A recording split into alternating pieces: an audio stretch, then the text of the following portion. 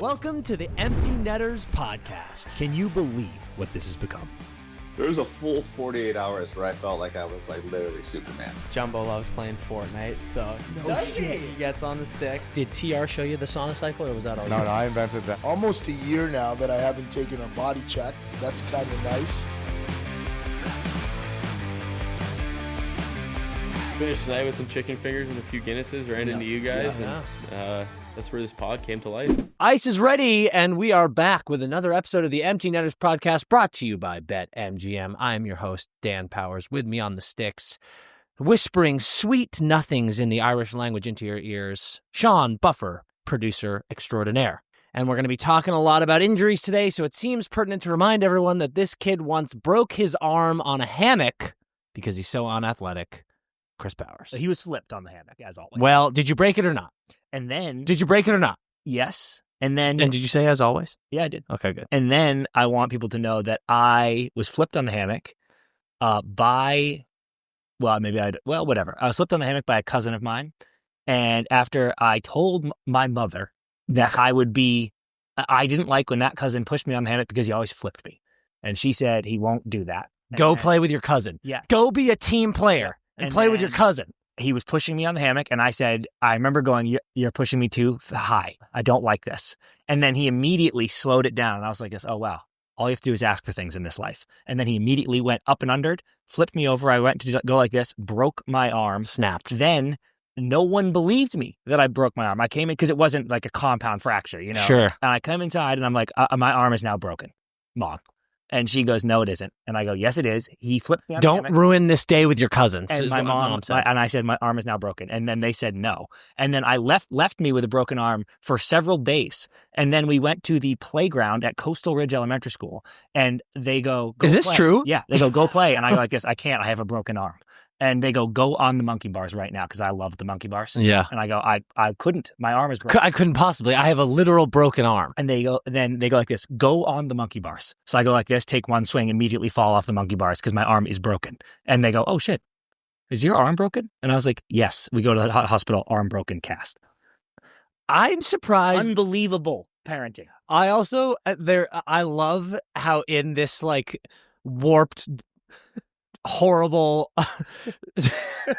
recollection you have, every adult in your life is like the adults in Derry, Maine and It. Like they're just like, you have to go do this. Yeah. Go on the monkey bars. I have a broken arm. I'm surprised that Child Protective Services weren't called. Me too. I mean, that's a horrible, horrible situation. Outrageous. Speaking of Child Protective Services, call the Hughes parents. Someone go take Jack away from the Hughes family. Dude. So we're getting right into hot ice here. Yep. We've got a lot to discuss, and the headline of this episode: Jack Hughes out 8 weeks, 2 months because he cut his hand eating dinner at a team dinner. So here's some top line stuff. Yeah. Sucks big time. Sucks butts. It sucks butt, man. He was having a great year, and the Devils are having a great year. Sure. And I'm obligated to say this, however unlucky it may be, this is a bad look when you can never stay healthy. Like when you can't finish seasons and everyone's like, oh, you always get hurt. And you're like, no, I don't. And I'll show you.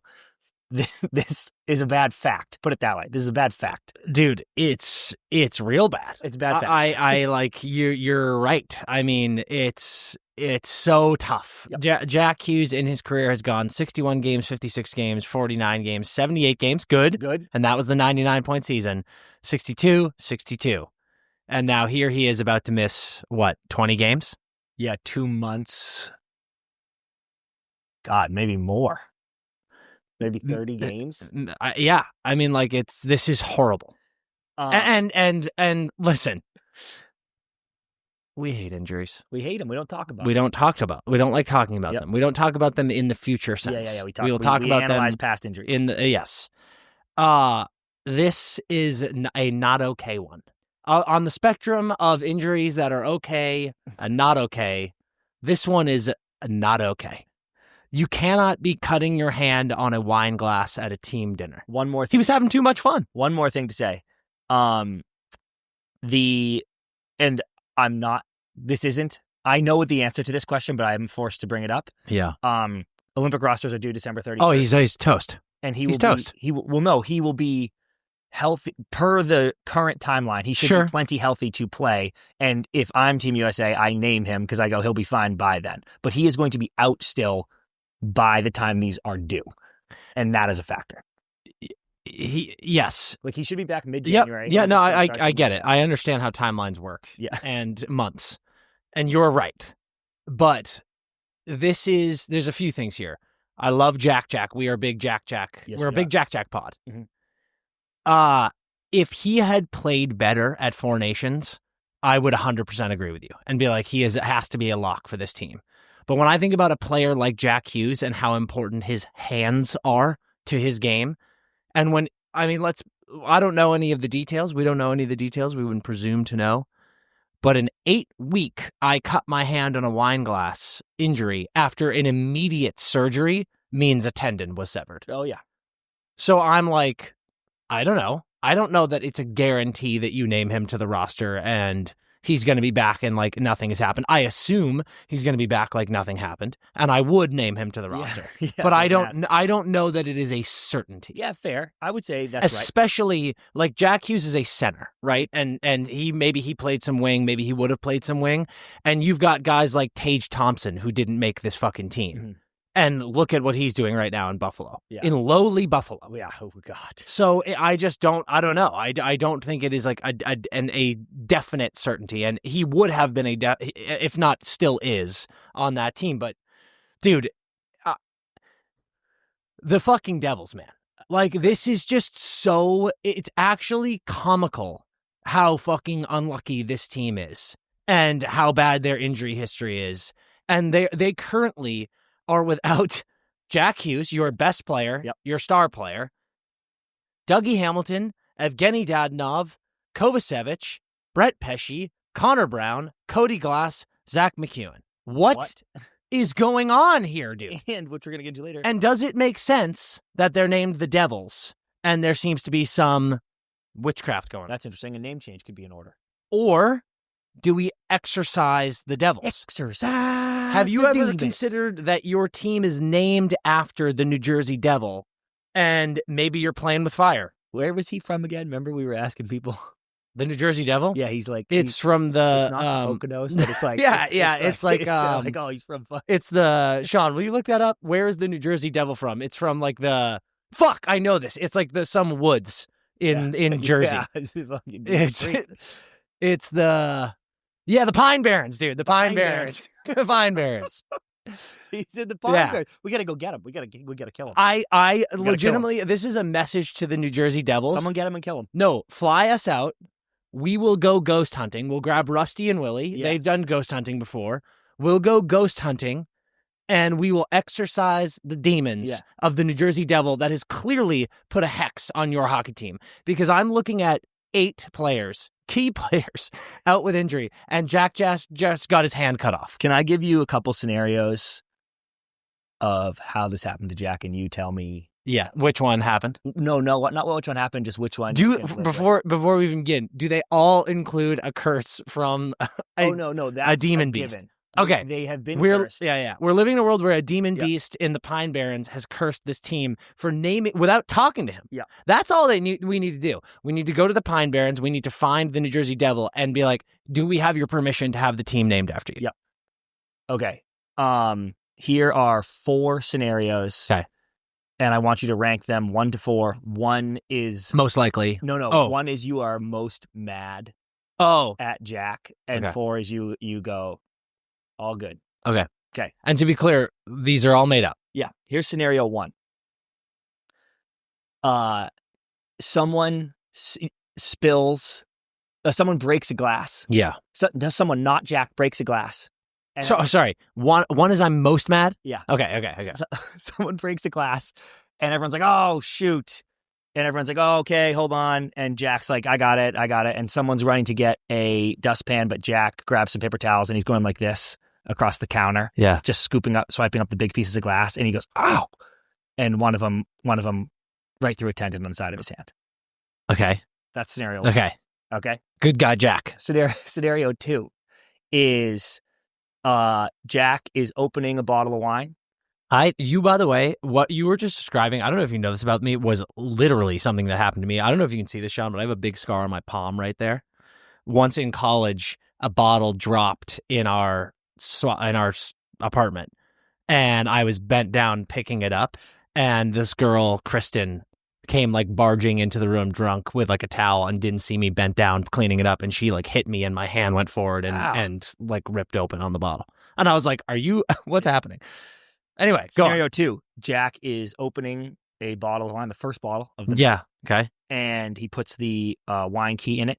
Twist, twist, twist. Nice. Pulling it out, and it's sometimes the very end is sometimes is like a little. It gets a little stuck. Yep. So he's like, Yeah. and as he pops it out, his hand just goes farther than he thought it was going to go, and there were a couple glasses here getting ready to be poured into, and it just like as it rips through the bottle, hits the glass, his hand goes right across the broken glass, and he's like, "Oh my god!" That's scenario 2. Yeah. Scenario 3. All of these scenarios are giving me the spooks. Scenario Thinking about 3. like slicing my hand open, right? Someone opens wine, pours it for everybody, and Jack stands up and gives one of the most inspired leadership toasts about taking this season seriously and committing to their craft and bringing a Stanley Cup back to the New Jersey Devils. And he says, "Everything I do for you, boys." And he puts his glass in the middle, and they all reach into cheers. One player cheers too aggressive, breaks Jack's glass, which slices his thumb open. Oh my God. That's scenario 3. Scenario 4. They were about to win 20 straight games. The fourth and final scenario is Jack looks at a teammate, an unnamed teammate, and goes like this: "Let's shatter wine glasses and sword fight." And they both go, "Ksh," and then sword fight with shattered wine glasses. And he was skewered. And he was skewered. I don't know how that's not one.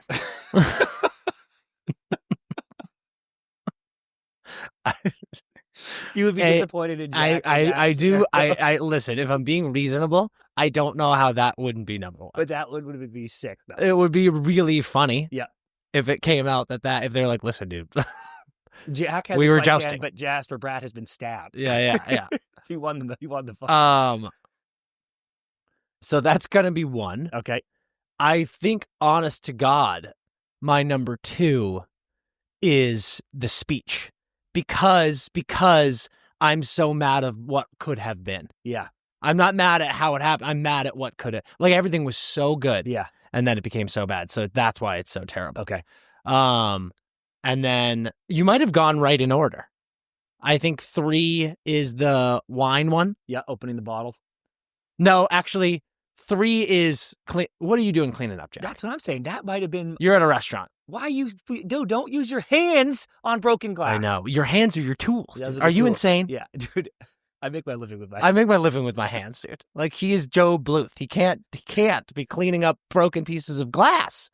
So I think the wine one is the last one. Okay. He was a little too strong.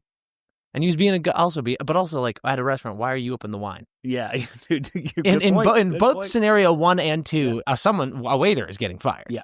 Because you're not doing your job. Speech should have been 4. Speech, he did nothing wrong. So it's just so bad. This is so bad for the poor Devils. Do you have any fears for the Devils now? No. This happened at perfect time. Okay. This could be just what they need. It could be exactly. This actually could have been just what the Devils needed. There is a chance that these key injuries happened at the right time. This could be just what they needed. How horrible was last injury for Jack? Yeah. Oh I mean, God. It was like that was the worst thing that could have had. So if Jack is going to miss 20 to 30 games, I'd rather it be now. Yeah. Let him get to a nice hot start. Yeah. Let him miss some time. Let him come back and get hot again. Yeah. That's what you need. I think he can kind of move too with this injury. They're in first right now, and like they're in a great spot. They're playing well with all these injuries. You just hope that this isn't deflating. Yeah, right. Because the Devils being good is fun. That's Jack awesome. being good is fun. You hate to see it, but I do think, I was talking to Pasha, like, we need to. I genuinely mean this. We will go to Jersey and go to the Pine Barrens, and we will try to get permission from the New Jersey Devil.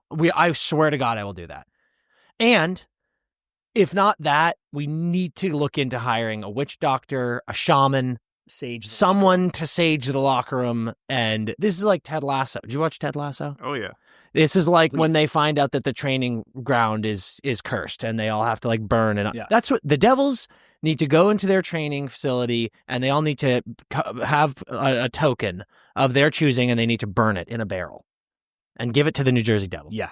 And we will be those people. Yes, I will do it. It'll make it, better for everybody. Quick roundup of injuries. Yep. Because there have been a lot. Yep. And forgive us any fans if we miss one on your team that we wish we had talked about. Charlie McAvoy took a puck to the fucking face, lost a tooth immediately, but sounds like he's okay. Drew Doughty. Yep. He's going to be out week to week, blocked shot.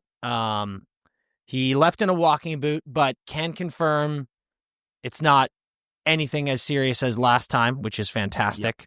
Yep. He'll miss a few. He'll miss a few games. Hate to see that though. Oh, dude. And it was right away. And it's also, if you haven't seen the play, and keep in mind, the man left the ice putting no weight on his foot. Like he is, and I'm pretty sure that was an icing, by the way, so they're not supposed to change, but he is allowed to change because he's hurt. And he's literally gliding -1 mile an hour to the bench and then has to hop off, no weight on his foot. Yeah. Watch the play again. He takes a puck directly off the ankle. It knows immediately that something horrible has happened, is like writhing in pain on the ground, gets up, intercepts a pass, stick handles the puck out of trouble, gets it out of the zone, and then goes. It's unbelievable. Now I can't walk. It's unbelievable. I'm like, oh my God, dude. So I will say the Kings do not need defensive injuries. No. So glad to see that this isn't going to be long term, but you hate to, you don't want to see that at all. Thomas Harley, another injury, week to week, lower body, week to week. Again, I love hearing week to week. Me too, but some of those are weeks. Yeah, like it's a liberal, liberal, week, but they're like 2 months. It's a liberal week to week. Yeah, and I'm like, Jesus, dude. Yeah, and again, I'll say what I said about Jack. These are Olympic injuries from right now, moving forward, are scarier than normal. Yeah, because you're like, oh fuck, you just lost your Olympic job. Yeah, which blows. Yeah, it's true. The Dallas Stars are so good right now. Nightmare, dude. Nightmare. Timing. Like, I don't want to lose Thomas Harley when we're like, what? Firing. Same with the Devils. Yeah, we needed them to get a little less leaky.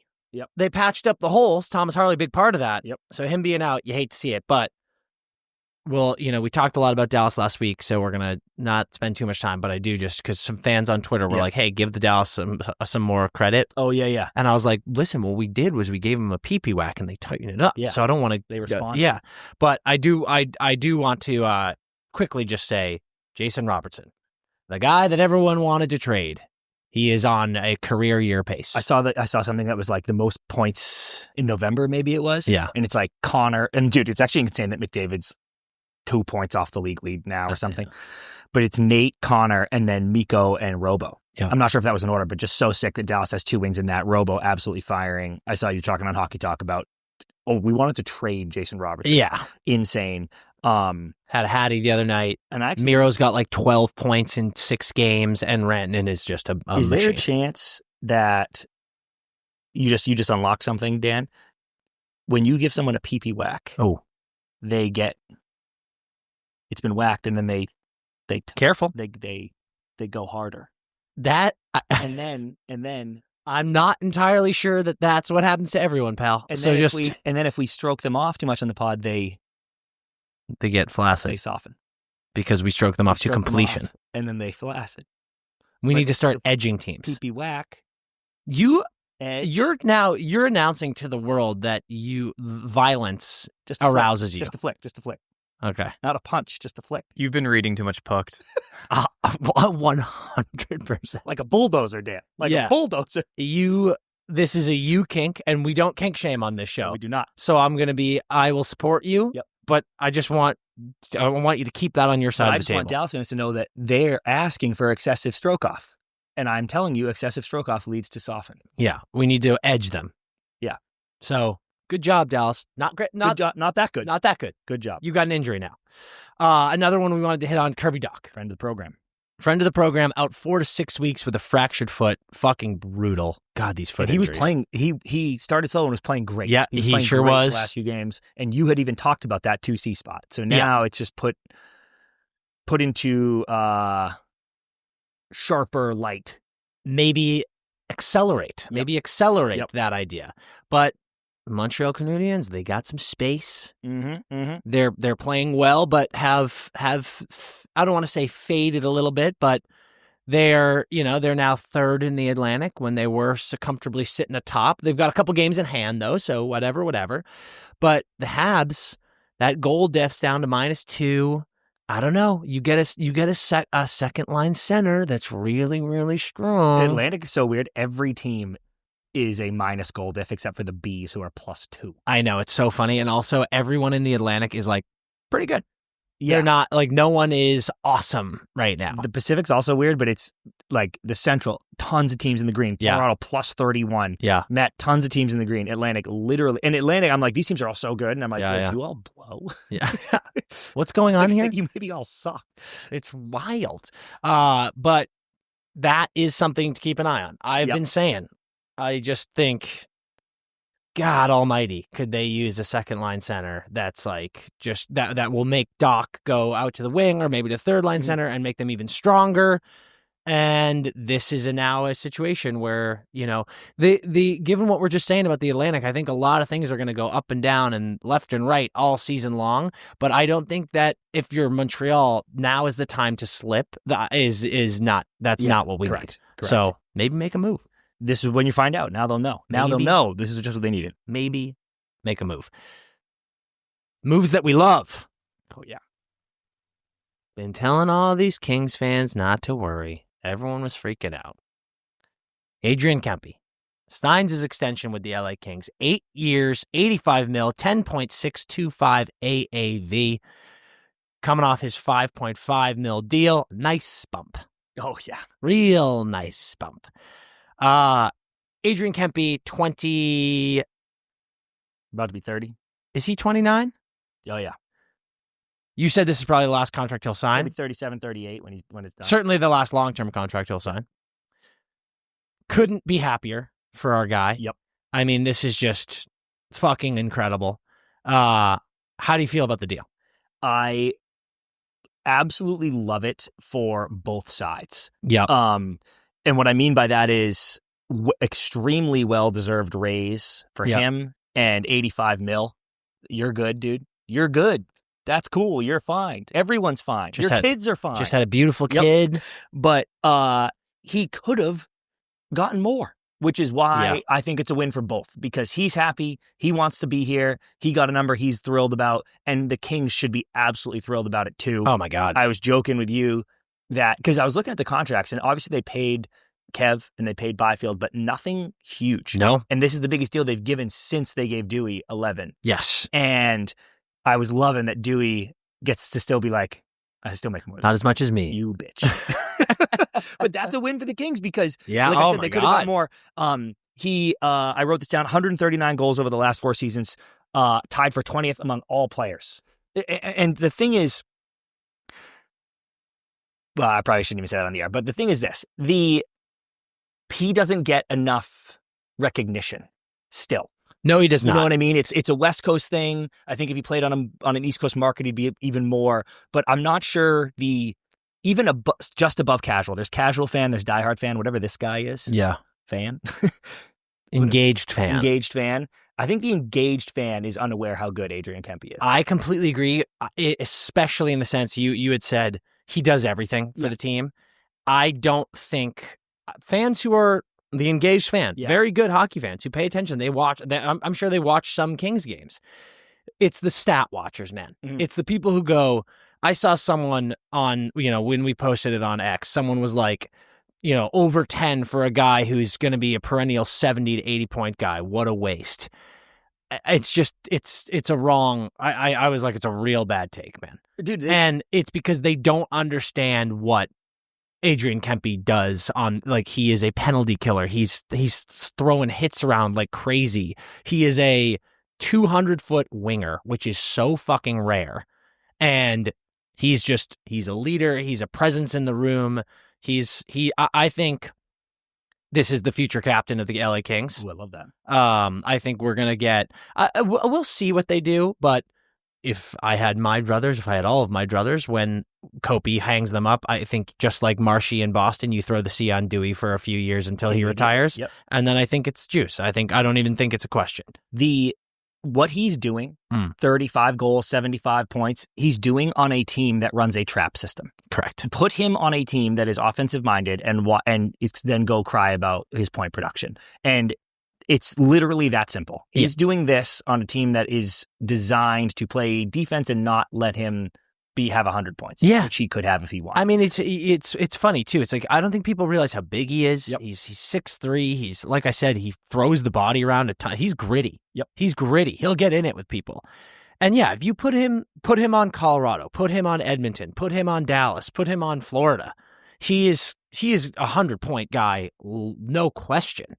And that's not to say anything bad about the Kings. It's their system that they play, like you said. Yeah, well, until playoffs. So massive congrats to Kemps, and also deserves every penny of it. And I'm just so happy for him. And if he wants to throw us some miles, you want to throw us a couple? We go to dinner. Well, yeah, maybe you pick up the next tab, dude. Sipping on gin juice. Here's the big thing for me is what is the future of the LA Kings for you? As in their success, or as in their roster? You're about to retire one of, if not the greatest LA King of all time. Dewey is 36, or about to be 36 here, and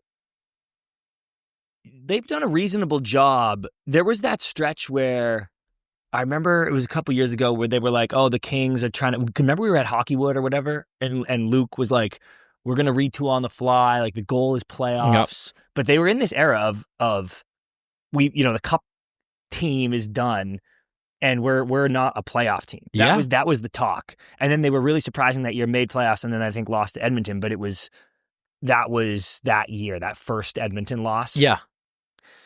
And then you found yourself in that tricky, I might add, expectation setting thing with fans where they're like, oh, if I'm management, I'm going, oh, fuck, we were about to do a rebuild, but now we made playoffs and everyone's going, well, okay, well, we're good now. So they were really tasked of retooling on the fly in a way. And I think they've done a good job. They're not a team that I'm going, oh, they're about to win fucking cups, which maybe is purgatory. Yeah, but so this is where I'm not sure. And let me say this. Not enough credit is given to this team with the pivot from the PL situation. Yeah. Like we talked about that, you make that PL trade and you have Gabe doing great in Winnipeg, and PL comes over, not a right fit in LA, and then before that deal kicks in, they swing him and they get Darce, who is their star goalie. And we talked about last year, PL was doing so well in Washington, Darce was doing so well in LA. We were like, wow, perfect. That worked out for everybody. Yeah.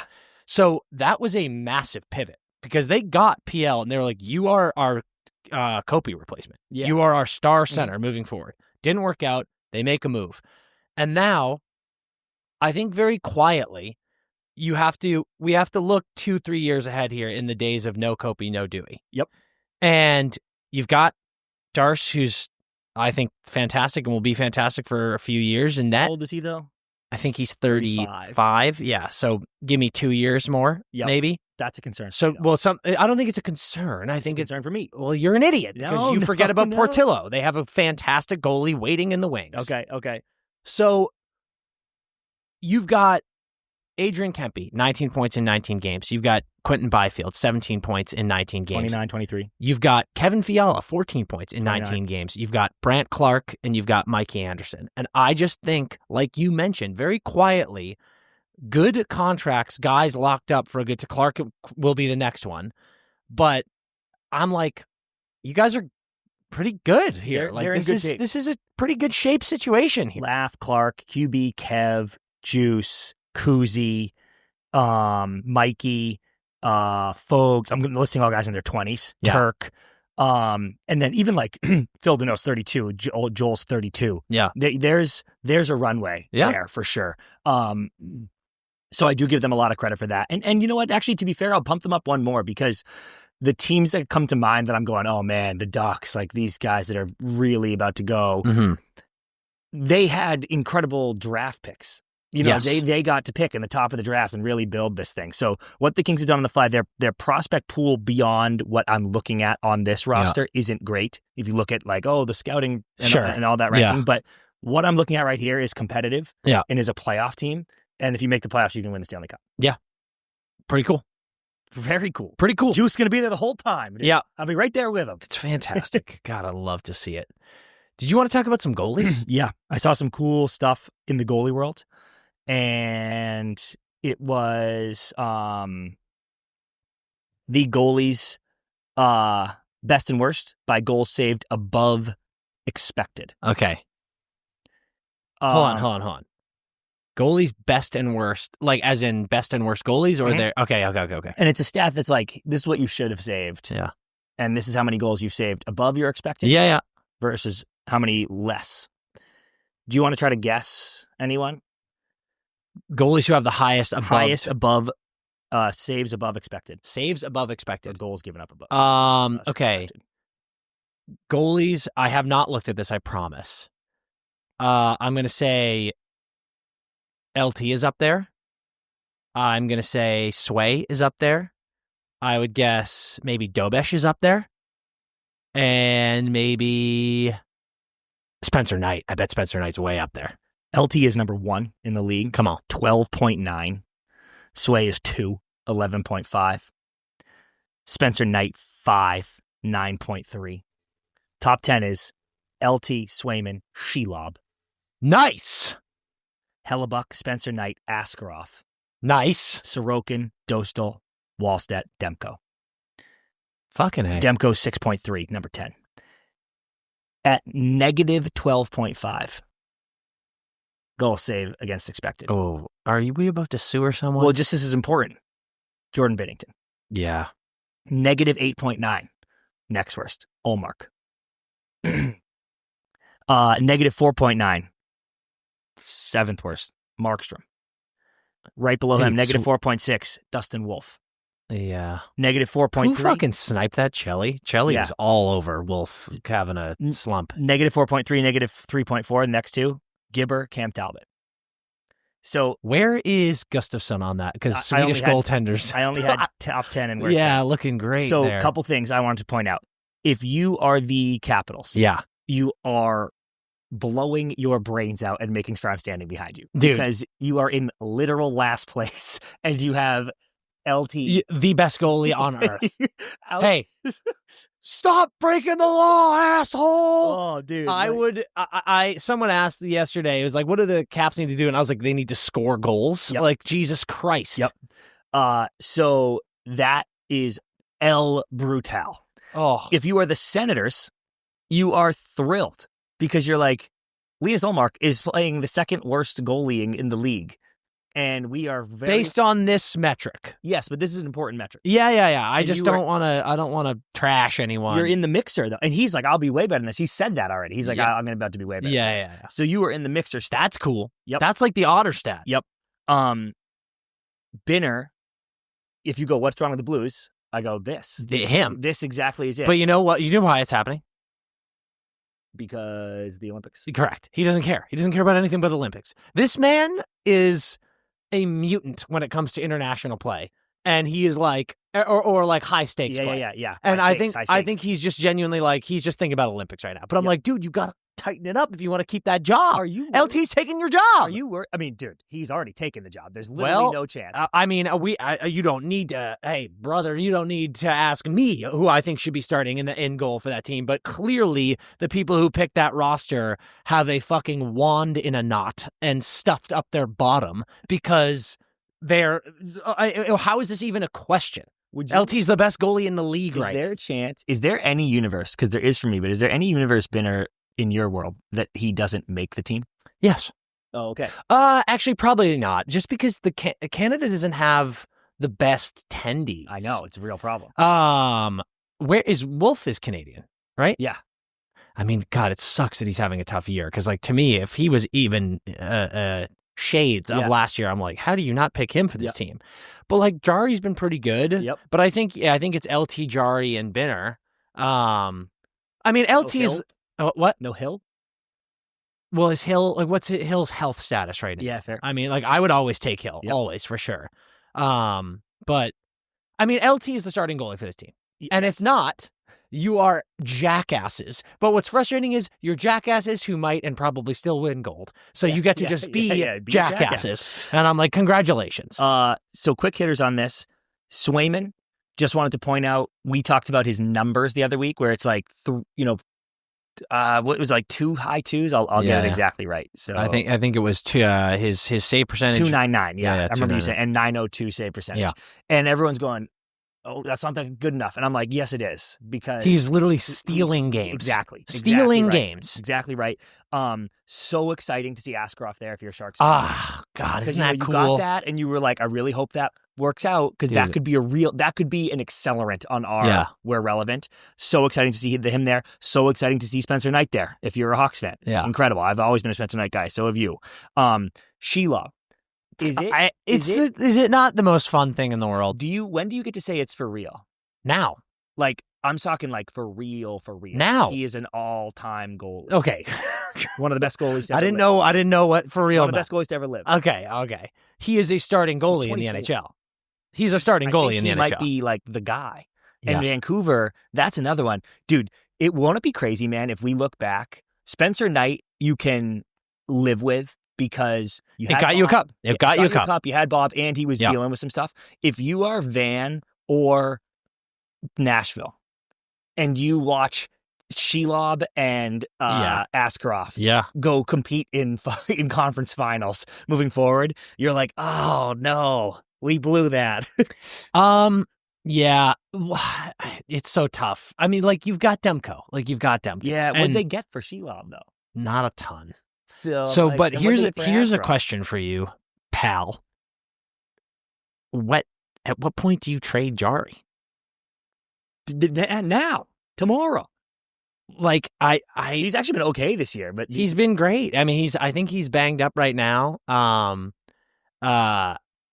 But like, if you have, I think it's you kind of need a tandem in this league. Well, you've got like Sergei Murashov, but I think he's 21. No, I think you need Jari this year. Yeah, but maybe next year. Yeah, but maybe I think you sign someone. I think you need because Jari's 30. Yeah, and he's on a great contract. Think about Columbus. Yeah, fuck. Think about Columbus, God, Chris. 30. That's nuts.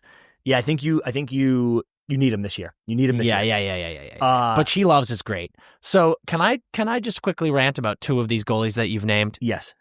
Number 1, Jeremy Swayman. I've got all the receipts. Yeah. Okay. I know, and I'm salivating. I'm looking.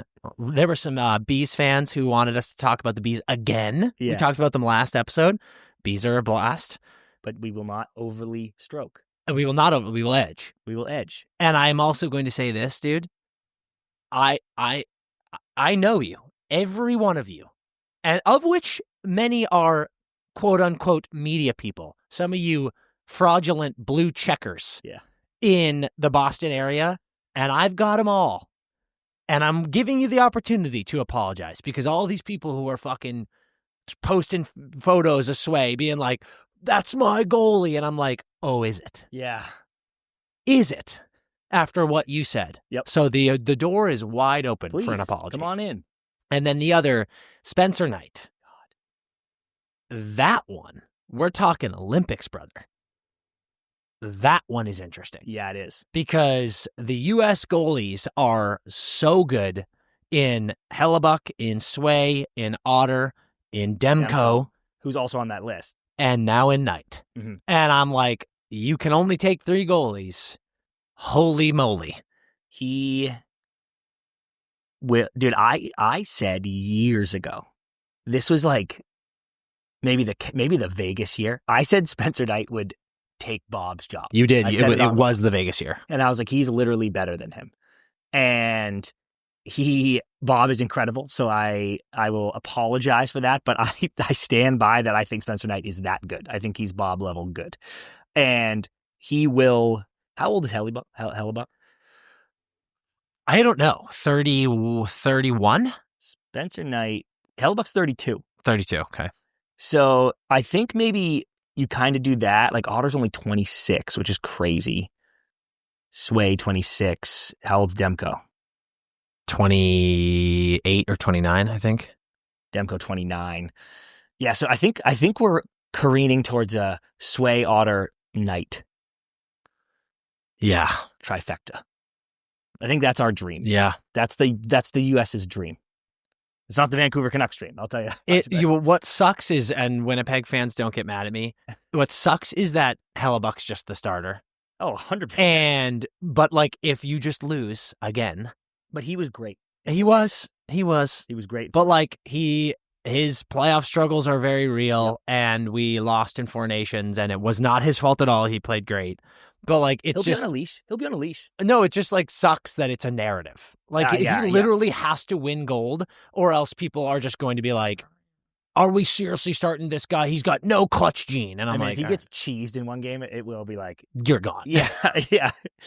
Okay, and then the last thing I want to say on goalies, I need to eat some crow here because as of right now, and this is changing daily, of course, but in the Atlantic Division, sitting in the number 2 spot with 19 games played and an 11-7-1 record with 23 points is the Detroit Red Wings, who I announced from the mountaintops would finish in the 4 seed and make playoffs, and Laz made fun of me and everyone made fun of me. I'm loving where the boys are at, but I said the reason that would happen is because they finally went and got John Gibson. Yeah. Or a goalie. It wasn't specifically him. And he hasn't been terrible by any means, but actually he kind of has. To his standards. To his standards, I think he's been better. Career, 2.90 goals against, 9.09 save percentage. So far this season through 11 games, 3.31 goals against, 8.75 save percentage. Yeah. So I'm loving. The Red Wings are making me look even better because they're accomplishing what they're accomplishing without the added goalie play, which I thought was the missing piece. So I need to eat a little bit of crow on Gibber, but Gibber, my guy, you've got tons of time, dude. We've got tons of time to get it figured out. And I believe in you, and I believe in the Wings, and I believe in Harvey Dent. So for the second time this season, I put the Red Wings on a fraud watch alert. Yep. Where I said, if they don't win, it was like right at the start. Yeah. Like they lost a couple bad ones. And I was like, they need to win 3 of their next 4 or they're on fucking fraud watch. And then they won 3 of their next 4.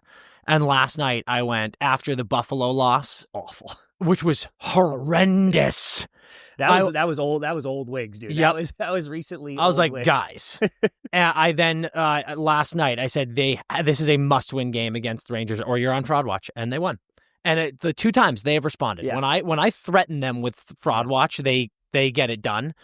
And someone was like, I wonder if they're saving it. And I'm like, I love that attitude. Yeah. But the Wings are officially for me in a like time's up. Yeah. But this is it. This is a year you've got to make playoffs and you've got to stop being jackasses. And they've had a couple of games this year where they're jackasses. That Buffalo game was one of them. And clean it up. Clean it up. Clean it up. Okay, let's take an ad break and we'll be right back. Hockey is back, which means you need to get in on the action with BetMGM like we are doing. It is my favorite thing to do, and it'll be your favorite thing to do. I'm telling you, just do it because the hat trick jackpot is there for the taking. It's sitting there. If you download the BetMGM app and you use promo code NETTERS, that's NETTERS when you sign up. If your first bet loses, you can get up to $1,500 in bonus bets back. Then you can go, I'm going to bet on anytime goal scorer. And if they score, you've won your bet. If they score 3 or more, then you're entered into the hat trick jackpot where you get your share of 10 G's in bonus bets. If your guy gets a hattie, you get your share of 10 G's in bonus bets. That is incredible. Just pick a guy who's scorching hot, who you think's going to score anyway. You're already picking him for anytime goal scorer. And if he pops that hattie, the hat trick jackpot is activated and you get your share of 10 G's in bonus bets by using the BetMGM app and that promo code NETTERS. What are you waiting for? We are back, and we are going to jump into the state of New York for a couple of topics here before we get into a happy one about a young stud. We just mentioned him. What are we doing with Buffalo? We need to We need to. You've often said that you wish relegation was in pro-American sports. Yeah. And that just with the current structure, it just simply cannot be. You can't like send a team to the AHL. Yeah. But the Buffalo Sabres need to be. Punished is too harsh, but there's just something needs to happen seismically. Like I almost think they need to be moved. The team needs to be moved. Send them to Arizona, dude. Get So some sunshine. You want to. We talk about protect our goalies. Yeah. Protect our coaches. Yeah. What about respect our owners? Okay. Well, do we need to have respect for owners? Because there are a lot of people who get mad at owners. Usually justifiably. They're trying to make a buck. I think the way the Pegulas have financially supported Penn State hockey, we've talked about this before, and then it does feel like the Buffalo Sabres specifically, do not get that. And how long ago was it where we were talking about how do we not take the Bills vibes and give them to the Sabres too? You guys are right next to each other. Did you see that Bills thing with the Leafs? I don't know. There was there were flyers on, it must have been in Toronto, but maybe it was in Buffalo. There were flyers from Bills fans that were addressed to Leafs fans asking them to stop rooting for the Bills. Because they were like, just stop. You're giving it to us. You guys, the fucking Blue Jays lost and the Leafs suck and you're rooting for the Bills and now you're making us. Yeah, you're hurting us. Yeah, now we're losing to the fucking Dolphins. That's so funny. And I was like, yeah, good point. That's so, it's funny and it's correct. Yeah. The Sabres are just like. Actually, I just cracked it, Dan. Okay. I can't wait to hear it. Sabres and Leafs switch cities. No. Fresh start for both. I hate this idea. Fresh start for both. Leafs fans get out of the Toronto chaos. Leafs players are like, oh, Toronto's too much. We go to Buffalo where nobody knows your name. Buffalo gets a little spotlight where they've been unwatched and unappreciated, and they go, boom. I actually think I think they'd both make playoffs. Literally switch race. I don't know if I even want to entertain that. They're like 10 minutes away. Like literally. I understand. Like geographically, I get it. Boom. I get it. But I don't love that idea. Switch rinks. I don't want to insult you, but I think that's a bad idea. We are in last place here in the Atlantic again. They are under 500. And it felt like just yesterday when Tage and Tuck were on the pod having a blast, talking about their love for the Buffalo Sabres fans and how they think that this is the time that things are going to change. And now I'm just looking at JJ Peterka on Utah playing amazingly. And I'm a little bit like, when I look at this team and I think Tage is doing well, but at the end of the day, Tage has, I think it's 16 points in, how many has he played? 19, 20 games? Yeah. I don't see an out. 2008, missed playoffs. 2009, missed playoffs. 10, lost in the first round. 11, lost in the first round. 12, 13, 14, 15, 16, 17, 18, 19, 20, 21, 22, 23, 24, 25, missed playoffs. About to miss playoffs again, finish dead last. Yeah, correct. Yeah, I'm like, this is not sustainable. It's not. And when they signed Byram, I was like, nice. Yeah. You're not going to lose Byram. And, you've got... Who have they been drafting? Chris. I'm asking, I'm dead ass. What aren't they in last every year? Like why don't they have the first pick every year? Who are they drafting? They have Zach Benson is a great young player. Krebs is a good young player. I just don't get it here, man. I don't get it. But you're right. They don't. Zucker is hurt. This is what everyone always screams about. Josh Norris hurt. Absolute nightmare. Yeah. Zucker hurt. You've got Darlene, who's been taking leaves, obviously dealing with family stuff, and that is very serious. We wish him all the best. But I am so fucking confused by this team, and I genuinely don't know what their plan is. Yeah. Because you are staring down the barrel of trading Tage Thompson, and could you imagine? Oh, dude, that might break them. If you trade Tage Thompson, if you trade Rasmus Dahlin, if you trade, even like an Owen Power, and it's just like, these are your guys, just like fucking Okposo, just like Jack, just like Peterka, like all of these players, just like Reinhardt, like all these guys that you just let leave because you can't figure it out. It's like, how many times are we going to keep doing this over and over again? It's like purgatory like nothing I've ever seen. Yeah. Dude, it's actually insane. I'm looking at their picks. It's like, you go back, they go, we have the second overall pick, Sam Reinhart, gone, winning cups. Next year, we have the second overall pick, Jack Eichel, gone, winning cups. Then you have the 8th overall pick, Alexander Nylander, gone. Then you have the 8th overall pick again, Casey Middlestat, gone. Then you have first overall pick, Dahlin, great. Then you have Dylan Cousins, Gone. Jack Quinn, 8th. Owen Power, 1st. Matty Savoy, sorry, hockey reference is freezing. But then we're into the current. Oh, then Zach Benson. And then you're into guys who are trying to crack NHL rosters, and it will happen. Yeah. But they don't have these guys, Dahlin, and I'll give you Power, honestly, I think. But other than that, I'm like, Power's good. You want a guy though. What I mean by a guy is like a fucking. I want Mac. I want Bedard. I want, you know what I mean? Like, and the ones that they did get are on other teams. They all play for other teams. That sucks big time. And what's crazy is they don't have, like, you would think they have all this cap space, but they don't really. I mean, God, it's got to be extremely frustrating as a fan. Like, you kind of have to, as an ownership group, as a GM, you kind of have to we need to make this like massive. This is what I'm saying. It's like, we don't want to sewer anybody, but the reason I brought it up is because I was like, I don't know what you are doing. Yeah. If you were a fan of the Buffalo Sabres, like, I'm looking at this team and I'm going, I see no way out. Yep. There is no light at the end of the tunnel. You are in a black abyss. Dementors everywhere. Yeah, Kellogg's. All I smell is Kellogg's. All I smell is fucking cereal. Oh, and God, it's pitch black out here. There is no table that I'm being thrown through. But they love boozing. You booze up there. I know, and they're the best. They They're are the best people. I had so much fun. I want them to have fun. Where there is light at the end of the tunnel, and where there is fun, is on Long Island. Man, I only wanted to bring this up because Matthew Schaefer had an OT winner versus the Mammoth. Yep. On Friday. He was 18 years and 70 days old, breaking Sidney Crosby's record of youngest player to ever score an OT winner. Crosby was 18 years and 101 days old. Suck it, Crosby. Suck it. Just kidding. I love you.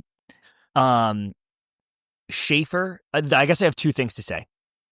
One, the Islanders, for a long time on this show and many shows, have been chirped for being boring. And I've gone as far as to say on the air, I root for them to not make playoffs. Because it's just, I would so much rather the last couple of years, it's like the Wings, like give the Wings a chance. Even give Sid last year. Remember they were surging and almost made it? I'm like, give Sid a chance to take, or maybe that was 2 years ago, but it was like, it was going to be Crosby, New York. Yeah. And I was like, the Rangers are having this incredible year. The last thing they want to see is Sidney Crosby in a 7-game series. Yeah. And the Islanders always, they get in and then they lose in the first round uncompetitively. And I'm like, thanks. Yeah. Really appreciate it. So I've said that many times where I didn't want them to get in because they're not fun. This team is fun. When I am watching hockey and I go home and I put on ESPN to see what's available in my market and the Islanders are on, I pop that baby on, no fucking hesitation. And that is sick.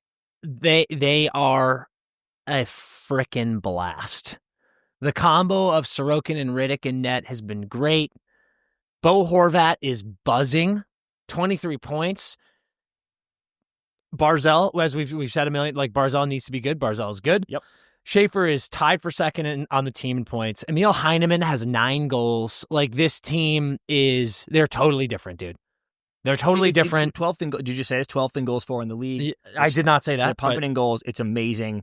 Barzy's looking like he's having fun. We see him when Schaefer scored that OT goal. Yeah, like Schaef's going crazy. But watch it again. Watch it again. Barzy's like, come on. Oh yeah, dude. They're having a blast. I think, and it's like, listen, I don't want to. to kill Lou, but like you bring in Darsh, and that things feel different. Yep, things feel real different, and we gave Schaefer the keys to the city, to the island. Yeah, we did.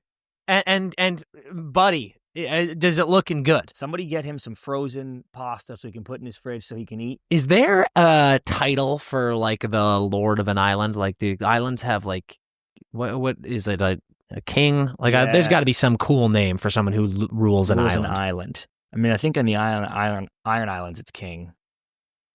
Oh yeah, we should do Iron Island stuff with them. Yeah. What's dead may never die. What is dead may never die. If they're not doing that, look at this. Titles for an island ruler can include monarch, Commander. governor. I like commander. Lord of Man. That's sick. He's the Lord of Man. The Lord of Man, dude. Monarch, Island commander is pretty sick, though. What's dead may never die. What is dead may never die. Oh, Jarl is cool too, but I mean that's Old Norse. Like but and then this is the other thing I wanted to say. Shafe, there are dudes in the conversation who were either drafted near him or were in the conversation leading up to his draft about going 1. Misa went 2. Hagens and Eiserman were guys that were like, oh, these guys are going to go right there. Yep. Eiserman was the year before. Yes. Porter. Porter is what you meant to say. Porter, thanks. But looking, and I think all those guys are going to be great. Like I'm like, all these guys are going to have awesome NHL careers. I believe that so much.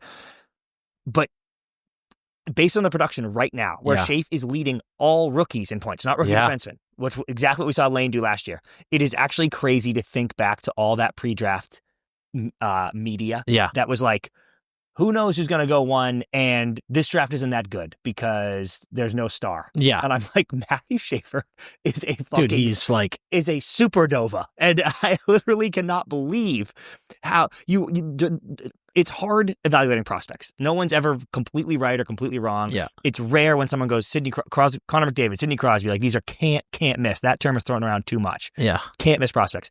Matthew Schaefer right now appears to be a literal can't miss prospect who was getting 0 credit for being even a consensus 1. It's crazy, man. And it's just the way that he's talking to. It's like he scores that OT1. I don't know if he's like beaking one of the guys. He's like, you like that? He's just having fun. He's embracing the role. He's embracing the Lord of Man. He is the island commander and he loves it. And it's contagious. The vibes on the team under a new GM with this new kid coming in are very palpable. Yep. And it's fucking sick. It's very sick to see. The last thing I want to talk about in Hot Ice is the Global Series concluded. Yep. Preds Penguins, wonderful time. All the boys raved about it, especially the Swedish guys. Yep. At one point during the Sunday game, I believe, there was Peter Forsberg was there, legend.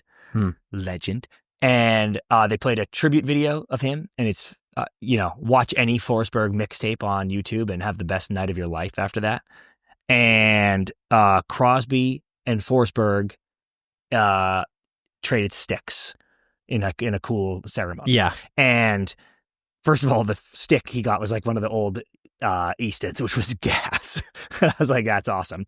But it made me think in the way, and this is normally, you can expect some CP bullshit right here, but I'm being actually dead ass right now. In the way that European soccer players trade jerseys after games, I think it would be so sick if NHL guys swapped sticks. Because it's like, you're not going to give the dude your jersey after the NHL game. It's like, whatever, they keep those. But if there was because some guys go through a stick a game. Who gives a fuck? You wouldn't have to do it every game either. And I know guys are superstitious and maybe want it, but I think that would be incredible if you finished your career and you had a collection of like, oh, this was Crosby's stick that we played in Sweden. This was Larkin's stick. We played him in playoffs, whatever. That feels like a totally doable thing and would be amazing. I completely agree. That would be awesome. I would be doing that all the time, too. And it's not like everybody, you watch soccer. It's not like everybody's swapping jerseys. It's like Ronaldo and Messi trade jerseys because you're like, that's dope. Like Ovi and Sid trading sticks in one of their last games. I'd be like, oh. It would be sick, but also why not swap jerseys? I think... You think they don't have enough jerseys? Well, they do, but I imagine teams would get more mad about the jersey than the stick. Financially. Maybe not, actually. I don't think so, dude. I think jerseys are like $225 and sticks are like 400 bills. Okay. Harder to display all the jerseys, though? Now I've got 20 jerseys. That's a great question. Like, where do you think? Stick wall. Boom. Like, where do you think Messi keeps all the jerseys he has? You know, when you used to go see like posters in the stores, and they were like kind of in a big book thing. You just have that with your jerseys. The framed. blast from the past that just gave me is like a book. Yeah. I was thinking like when you go to a laundromat and they like press that button and it's on like a thingy. Yeah, that like would a be conveyor great. belt. Ronaldo, Wouldn't that be funny? Champions League. Ibrahimovic. Yeah. I don't know. I bet these NHL legends must have a game room or for sure, a basement that they could line the walls with all the jerseys. Or of guys. they just leave work at home. Yeah, right. They don't talk about that. True. I think I would want a jersey swap. You'd want the jersey more. Yeah. I mean, it's you can't really do it in hockey. It's that would be a weird move if they did it. You couldn't do it on the ice, is what I'm saying. Yeah, right. Teams lose and they get the fuck off the ice. Crazy. There's. I think I would want the stick. I think I would just be like, that's so dope. I do wonder this. While I love this in soccer, I do think hockey is a little too competitive. Where like if I saw guys yucking it up, chumming it around with each other after a loss and like swapping sticks, I'd be like, get in the fucking locker room and get your shit together. Did you hate? I know you've seen this clip because we're Brady stans. Did you hate that clip of Big Ben Roethlisberger when he was like, "Hey, I never do this, but no, I loved it. I'd love it, your jersey." But he did it before the game, which I like.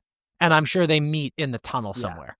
So that's what I'm saying. Like during warmies, guys like cruising the red line, kind of like skated by and is like, yo, think maybe I could get your jersey after the game. I do think that the jersey makes more sense as a trophy because it says the player's name on the back. I think, but the sticks usually do too. Yeah, but Sean's right. Fuck you. He gets hockey more than you, bitch.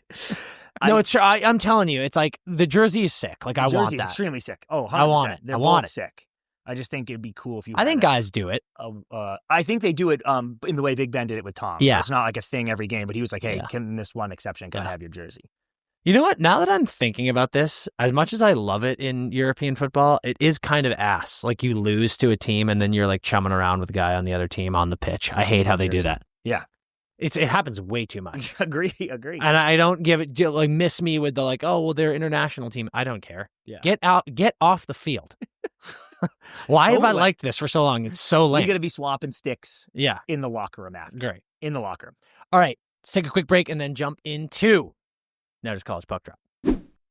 Babes, so excited to talk to you about the new best sponsor of the pod, Surfside. Surfside is, without a doubt, my favorite ready-to-drink cocktail you have ever seen. You're seeing it all over the place. I got it right here. It's fantastic. Surfside is delivering you canned iced teas and lemonade made with real delicious vodka. All of them are 100 calories, 2 grams of sugar, and here's the best part.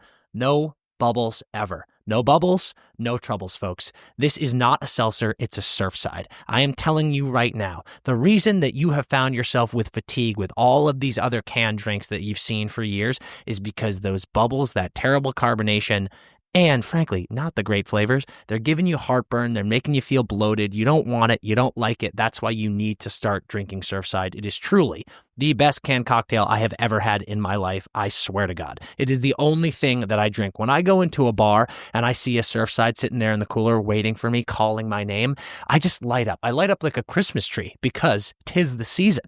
It is truly the best drink with the best flavors. Listen to some of these. They got the OG, the iced tea and vodka. It's my favorite. I'm a classic man for sure. But they got the half and half, a little Arnie Palmy alert. Wee-oo, wee-oo. They got the raspberry tea, peach tea, green tea, mango green tea, peach green tea, lemonade and vodka. Don't forget the lemonades. They got a black cherry lemonade, a strawberry lemonade. It's unbelievable. The list goes on. And you're asking yourself, where can I drink these? Where would I enjoy a Surfside? The answer is literally anywhere. If you're trying to elevate your tailgate, pop that cooler full of Surfside every single time. If you're at the bar watching the games, get a Surfside. They go down smooth. They taste delicious. But we're getting into the winter seasons. We're going to start hitting the slopes. If you don't think that I'm packing my bag full of Surfside on the chairlift and having a chairlift pop, and now it's Surfside, and if you don't think also that when you're up there on the lift, up on the mountains, that elevation, that's going to make carbonation go out of control. How do you get rid of that issue? Bang! You're drinking Surfside. So if you're skiing, if you're golfing, I was hitting the golf sim this weekend because it was raining here in LA, couldn't get out on the course, so I went to the simulator place. Boom, they had Surfsides. I was buzzing the whole time. So golfing, skiing, watching the game, doesn't matter. You got to enjoy a Surfside. They're a partner of so many NHL teams. So Colorado Avalanche, best team in the league right now. If you're sitting there at ball having a blast, make sure to get a Surfside while you're sitting in the stands watching Nathan McKinnon and Cale Makar do their thing. It is an absolute no-brainer. At your local bar, restaurant, or liquor store, check where they have some Surfsides. Get hooked up. Enjoy them. It is the only way to go. And remember, with Surfside, you must be 21 years or older to enjoy responsibly. It's always the key. We are back, and it is time for Netter's College Puck Drop, getting into the college hockey talk, rounding up the weekend, and I thought I was going to have a sweep, CP. Michigan. I know you did. Our games of the week, we had Michigan, Penn State, unbelievable tilt weekend, and Michigan wiped the floor with the Penn State Nittany Lions in that first game. And don't forget, Penn State went to Michigan State in what a brutal stretch. But they went to Michigan State the weekend before and got popped twice. Yep. And then they're coming home playing Michigan, and you're like, you got to right the ship at home. Yep. And then getting dog-walked 7-1 on Friday night. 7-1 on Friday night. The boys were fucking reeling around. When it was a 7-1 victory, I was like, oh, this is a sweep, no question. Yep. No question. And frankly, dude, it brought up the questions yet again. Is Penn State legit? What's the deal with this team? Yep. And they are legit because they got them back. They were up all game, had a 3-1 lead on Saturday at one point. Michigan eventually brought it back, got it to 4-2. It was they were up 3-0. Yeah. And then it got kind of dicey, 3-2, but the empty netter, they all count. Yeah. Sealed the deal. Gavin McKenna, 1 assist all weekend, and it was on the empty netter, which again, they all count. Who cares? Points are points. But we were just talking, who was it? The Three Ice guys? We were just talking to somebody who was like, Gavin McKenna is incredible. They had the chance to see him play. He is. He's incredible. Truly incredible. But he hasn't asserted himself enough yet. Yeah. And I haven't, it's frustratingly hard to watch college hockey out here a lot of the time, so I haven't got to see him play enough, certainly not in person.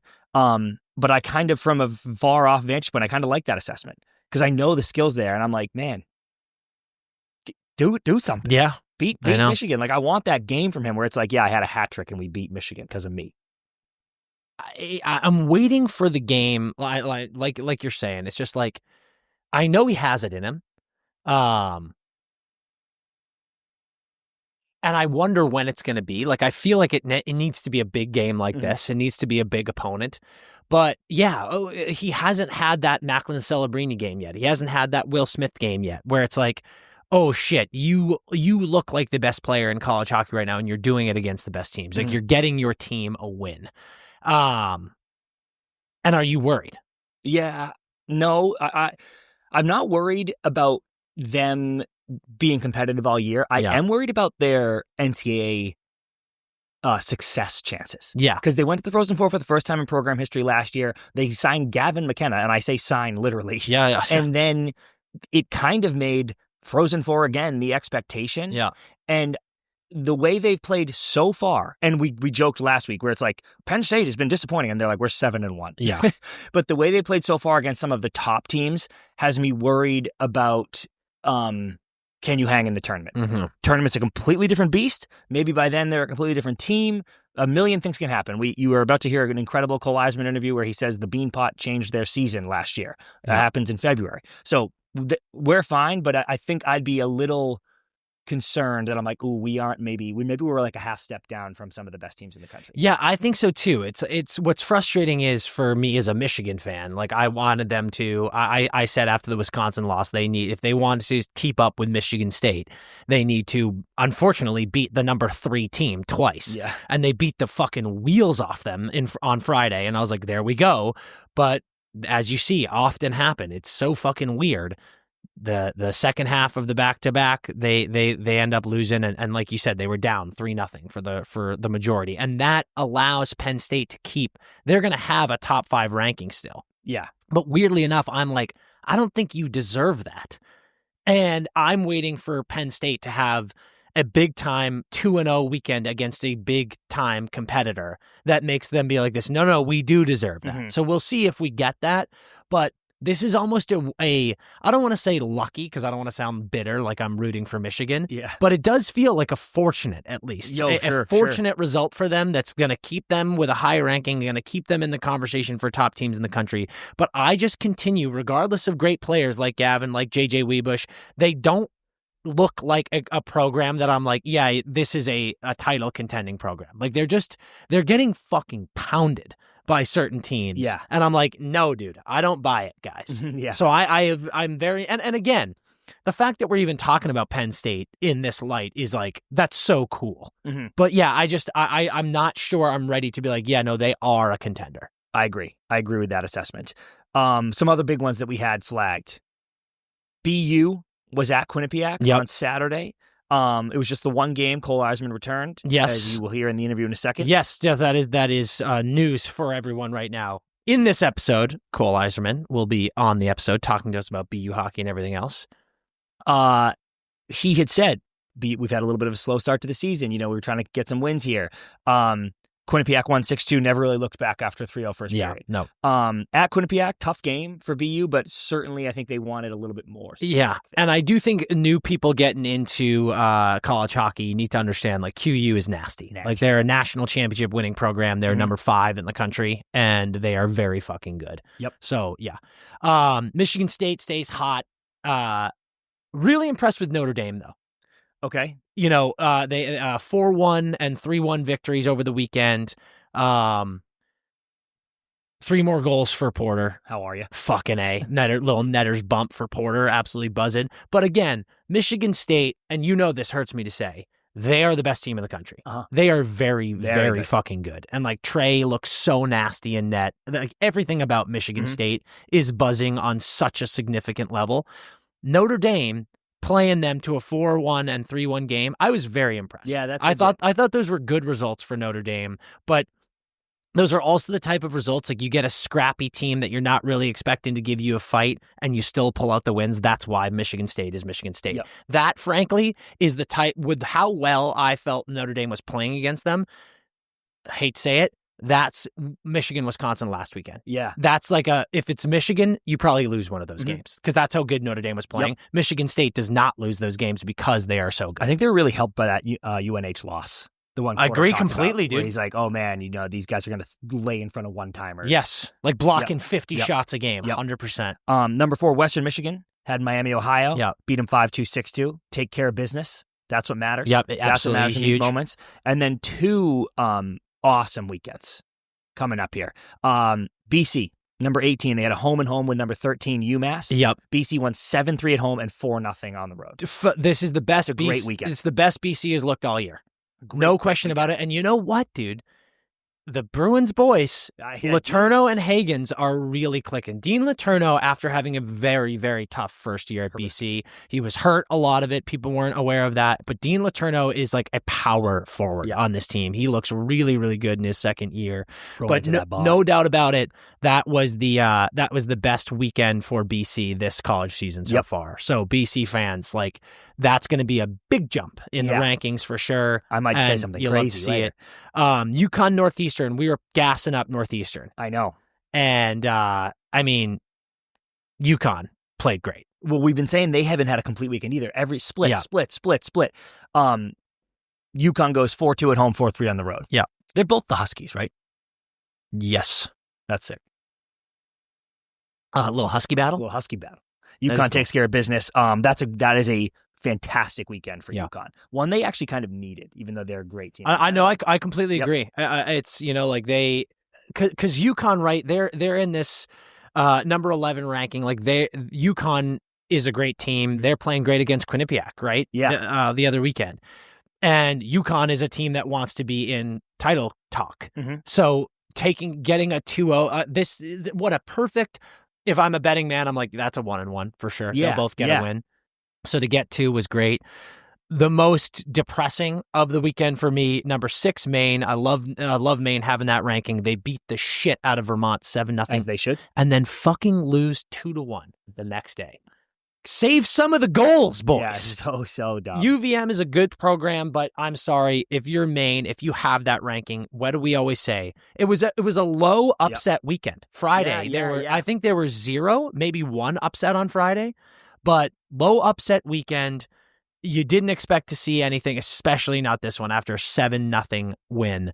You cannot lose to unranked teams, Hockey East teams too, or, New England teams. Yep. Like, come on, Maine, what the fuck? So great win by UVM. If you're Maine, though, you're kicking yourself in the ass on that one. It's just so unacceptable. Denver's back, bro. Denver's might be back. Number 9, Denver had a home and home with number 20, Colorado. Denver won 2-1 at home. That's a tough in-state matchup, too. And we Colorado's talked about team. Colorado College is a very, very slept-on, strong team. Denver 2-1 at home, 3-2 on the road. Now they're putting wins together. They're on the streak. They look very dangerous, just as dangerous as I thought they would be. Preseason, just as dangerous as the preseason rankings thought they would be. Yep. North Dakota, upsetting. Yep. Upsetting. They beat Arizona State 5-2. But then lose 4-2 on Saturday. Another unranked team. Like, you're a top 10 team. Arizona State, good program. It's tricky because they were so high preseason. Yes, they were. Yeah, so they're a good team. Yeah. Right? They're a good team. But again, North Dakota. Their record is horrible. Oh, yeah, absolutely. That was huge for Nodak. Or excuse me, for Arizona State. And for Nodak, this is just like, it's so disheartening. So disheartening.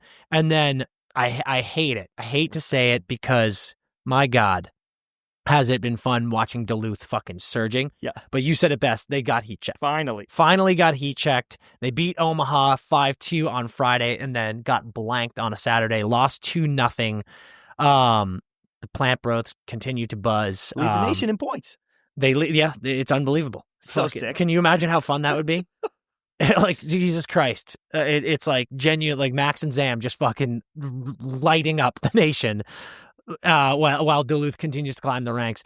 Do you think that's going to be a hit for them? Do you think they're going to drop significantly? Omaha, good team, but again, unranked. We're about to get into our rankings. I bet I still have them top 10. I don't even know yet, but I bet I do. But yeah, they'll drop a little bit. Like, you got to beat Omaha. And then last ones that we wanted to talk about, Wisconsin kind of got pumped. Yeah, by number 19, Ohio State. But again, that's a good program in Ohio State. Won Saturday, but survived. Didn't win convincingly. My big one, CP, my fraud watch. I think we've done this to teams, and I want to start doing it more.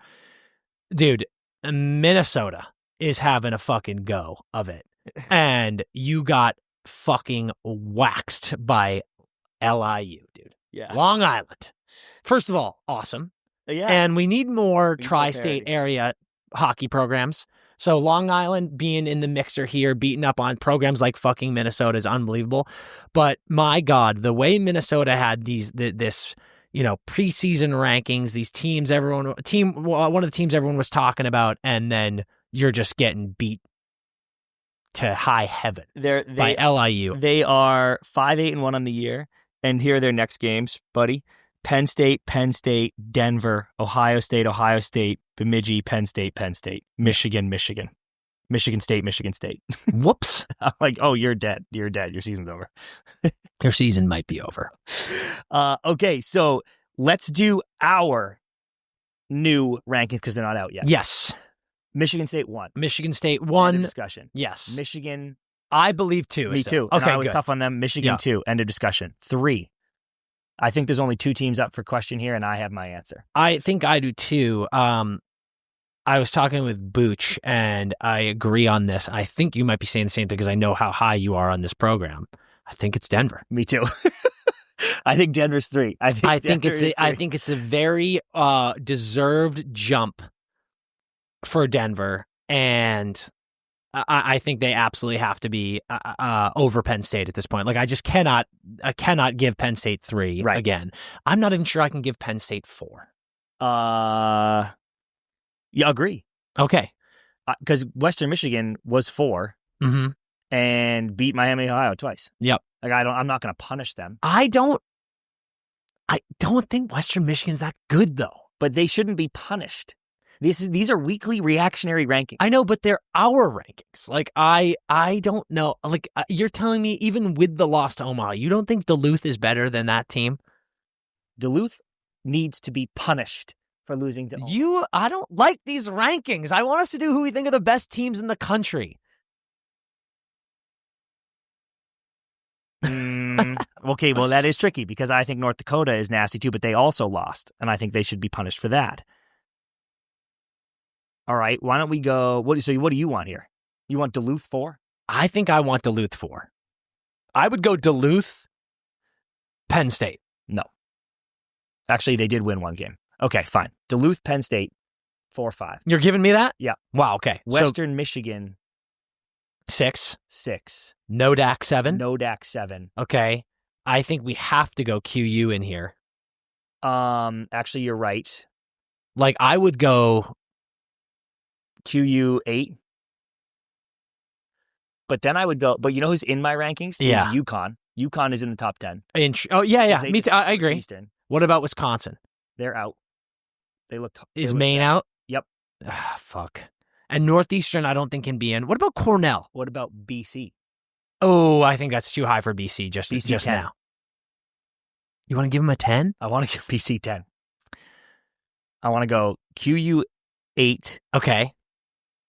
UConn 9. UConn 9. BC 10. Wow, we're going to let BC jump that high. Yep. Hey, that was a huge weekend. That's a great weekend. I like it. BC 10. Put some spect on BC. Thank you. BC 10. Okay. Thank you. Done. And now let's get into our game of the weekend. Heading up here. You're feeling Hockey East vibes. I think so. Listen, it's Michigan, Ohio State. No, listen, I am the Michigan boy. We can't do Michigan yet again. Yep. Listen, Michigan, Ohio State's going to be great. It's going to be an amazing rivalry, but no, we're not doing it. BU Northeastern is going to be a great matchup too, but we are going Maine at BC, 2 games, Friday, Saturday, Chestnut Hill, all-time legacy Hockey East matchup. Classic. 2 really great teams. This is classic college hockey. You just heard our rankings. Maine will probably actually be in the top 10 of the real rankings. Yeah. BC will probably be just out, but this is going to be something like, if I had to guess, this is going to be something like 10, 15. 10, something like that. Yeah. Great tilt. It's going to be a top 20 matchup, which Michigan, Ohio State will be too. But Maine, BC is classic college hockey. Like you said, in Chestnut Hill, 2 Hockey East teams, 2 top 20 teams. This is going to be fun stuff to watch. We'll probably be able to get this on ESPN+. I was thinking that too. So everyone will be able to watch it. I know the Big Ten Network has been tough for some people to watch. That's going to be what Michigan, Ohio State is dealing with. But guys, Maine, BC, if you're getting into college hockey like we have been recently, this is a really, really fun one to do. So strap in. Let's enjoy. It's going to be a fucking blast. That is going to be it for Netter's College Puck Drop this week. Make sure you are getting dialed into all the college action because it is a fucking blast. Let's take a quick ad break and then hit all of you with this incredible Cole Eiserman interview. Cole Eiserman, stud for BU right now. Draft pick for the New York Islanders, only going to make them more fun. Oh my God. So take this ad break and then we'll get you right into that. Enjoy.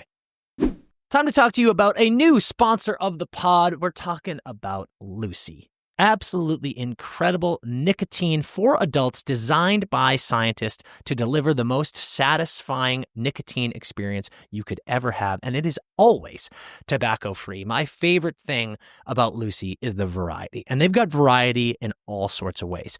Milligrams, you want 4, you want 8, you want 12, whatever that scale is that you're looking for, Lucy's got you. They've also got some of the best flavors in the game. They've got mint, they've got wintergreen, they've got mango, and they've also got espresso. Not a coffee drinker myself, but I do love that flavor. And then bang, all of a sudden Lucy comes out and they're giving me a nice espresso coffee flavor when I don't have to have the beverage. Fantastic. It's just beautiful stuff. They've got pouches, they've got breakers. It's just the best way you can get your nicotine fix. I'm telling you, whatever your needs are, whether it's energy, if you're feeling a little lethargic, you need a little boost, boom, Lucy's got you. If you need to focus, I always throw a pouch in when I'm golfing so I can get laser dialed in. I go birdie hunting out there. If you also want it to relax, you wouldn't think it, but I'll tell you what, I have my dinner. I don't want to have any sweets. I want to just melt into the couch, watch some movies. I'm ripping my Christmas movies right now.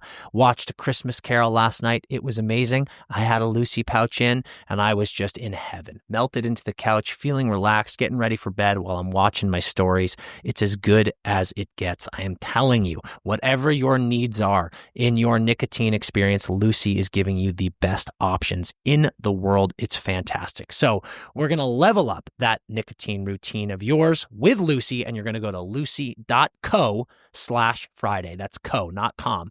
lucy.co/Friday, and you're going to use promo code Friday to get 20% off your first order. Lucy has a 30-day refund policy if you change your mind. Again, that's lucy.co. Use code Friday to get 20% off. Lucy products are only for adults of legal age, and every customer is age verified. This product contains nicotine, and nicotine is an addictive chemical. Go enjoy Lucy today. ExpressVPN is like tinted windows for your internet connection.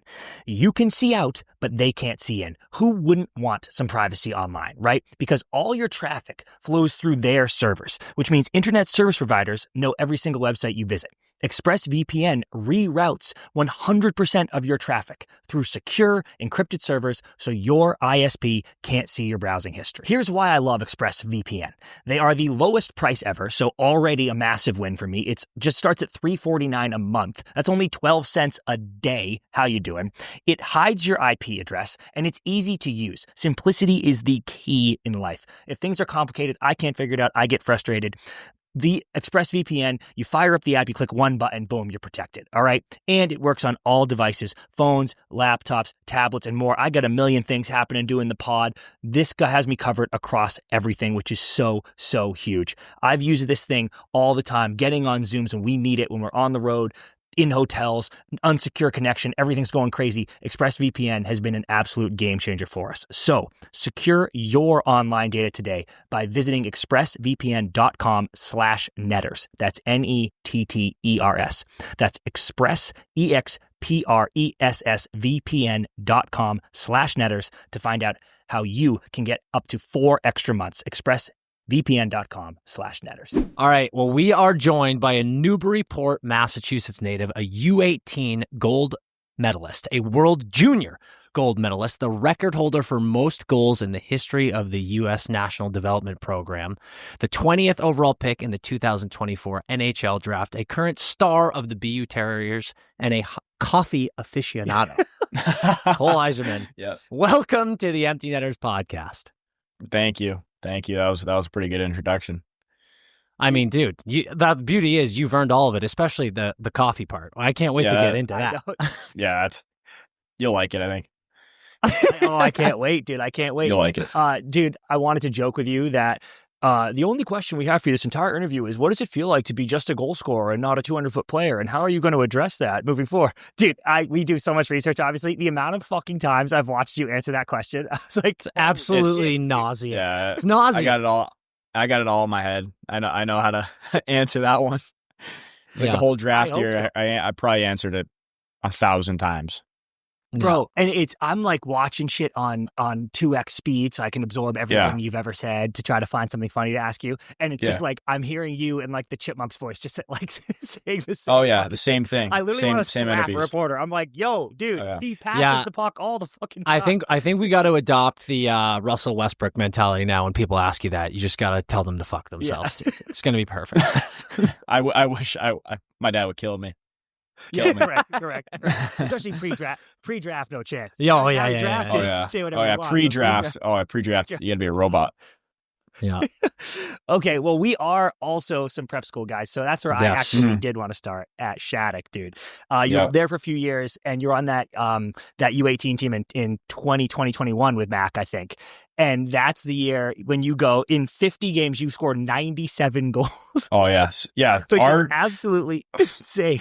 We still like all the guys. It's like kind of funny because I used to trip guys for like being older and always talking about their younger teams, but I still talk about my U14 team like all the time. I think it's the greatest U14 team ever. It might be. It legitimately might be. If you look at that roster, it's insane how many draft picks there are for a U14 hockey team. Yeah, like actually crazy. It blows my mind. And dude, if you go back, if you're on it's either like elite prospects or DB. I can't remember which one I was looking on, but it has, if you click on that year and look at the roster of all you guys, it obviously has your stats, but it puts the team, the NHL logo. Yeah, the team logo. Guy if they're, and dude, the whole fucking roster is It's crazy. So, dude, Cole, I was gonna say, there are so many of these teams. Like, you talk to guys like you who are, big, high NHL prospects, picks, and this and that, and sometimes you talk about those youth teams. And every now and then you've got one or two guys who are pros, and people are like, oh, how good was so-and-so? And I feel like so often you hear those stories, people are like, well, dude, you know what? It was actually this random kid who was nasty, and like you would have never heard of him. And your team, it's like, oh no, literally every single one of them is in the league or about to be in the league. It's insane. Like I'll ask guys, be like, what was your team up to? They're like, they're not playing anymore. They're all done. They have jobs right now. They're at the University of Alabama. Yeah. Yeah. Still their fucking poli-sci major. Yeah. He's some loser getting an education somewhere. What a bum. Yeah. Wow. That's fucking awesome. But dude, like I said, 97 goals as a 15-year-old. I think it's only Crosby and Taves that ever scored more goals as a 15-year-old on that team. And it's probably hard to remember. And we're kids. You were a kid back then. But were you, when that's happening and you have 97 goals, were you like, I am so fucking nasty, I'm definitely going pro? Like, was that thought going through your mind when you were just fucking dumb? It was those games were so fun. It was like COVID, so like there was like no one in the stands, so it was just like the boys just having fun playing hockey, and it was just unbelievable. So cool. And those guys were so, like, I was playing with Macklin every night, and it's like you're 14, and the kid is just as it's like he's just as good as he is now. It's crazy how good he was. Yeah. So was it mostly just kind of one of those vibes where it's like Chris asked, like, were you thinking about going pro, or was that still kind of that beautiful era where truly the only thing on your mind was just having fun and playing hockey with your boys? I think that kind of stuff, like my whole life I've always like, I want to play in the NHL, and like that's it. So like I think I've had that mindset even since I was playing for like the Middlesex Islanders when I was like 8. Yeah. Like, this is what I want to do. Like I just want to go out there, play hockey, be with the guys. That's like that's all I want to do. So probably started younger. Yeah. It's pretty special to be having that Middlesex Islanders shirt on and then being like, and I'll play for the Islanders in 10 years. So true. That was pretty wild. That was weird. That was weird. Well, man, it's we're talking about Shattuck, what an unbelievable experience that is, but then you obviously go over to the development program, which has become such a massive gateway for so many great players. So many people have done that before in their career. Was that a decision for you? And obviously we'll get into, like we mentioned at the top, the insane accolades you have in that time, but was that a hard choice to go there, or was that kind of always the path? How did that process work? Yeah, that was always the path. My brother played there. So, like, I always thought that was, like, the coolest thing when I was growing up. And then that 01 team hit, and it seemed like all the kids from whenever I was in, like, 8th grade or something when the 01s were there. And this is if you make it, you're going here. And it was kind of like the cool thing to kind of make that team. So it was a no-brainer. I think I signed it in, like, a second. Yeah, God, that's all. And, dude, I think I saw you say this, but just the chance to put on that sweater every day, right? Like, it's obviously a dream when we'll get into your international play at juniors and 18s, but like you're just suiting up for practice every game. You're just going to drape on the USA jersey. That must have felt so epic.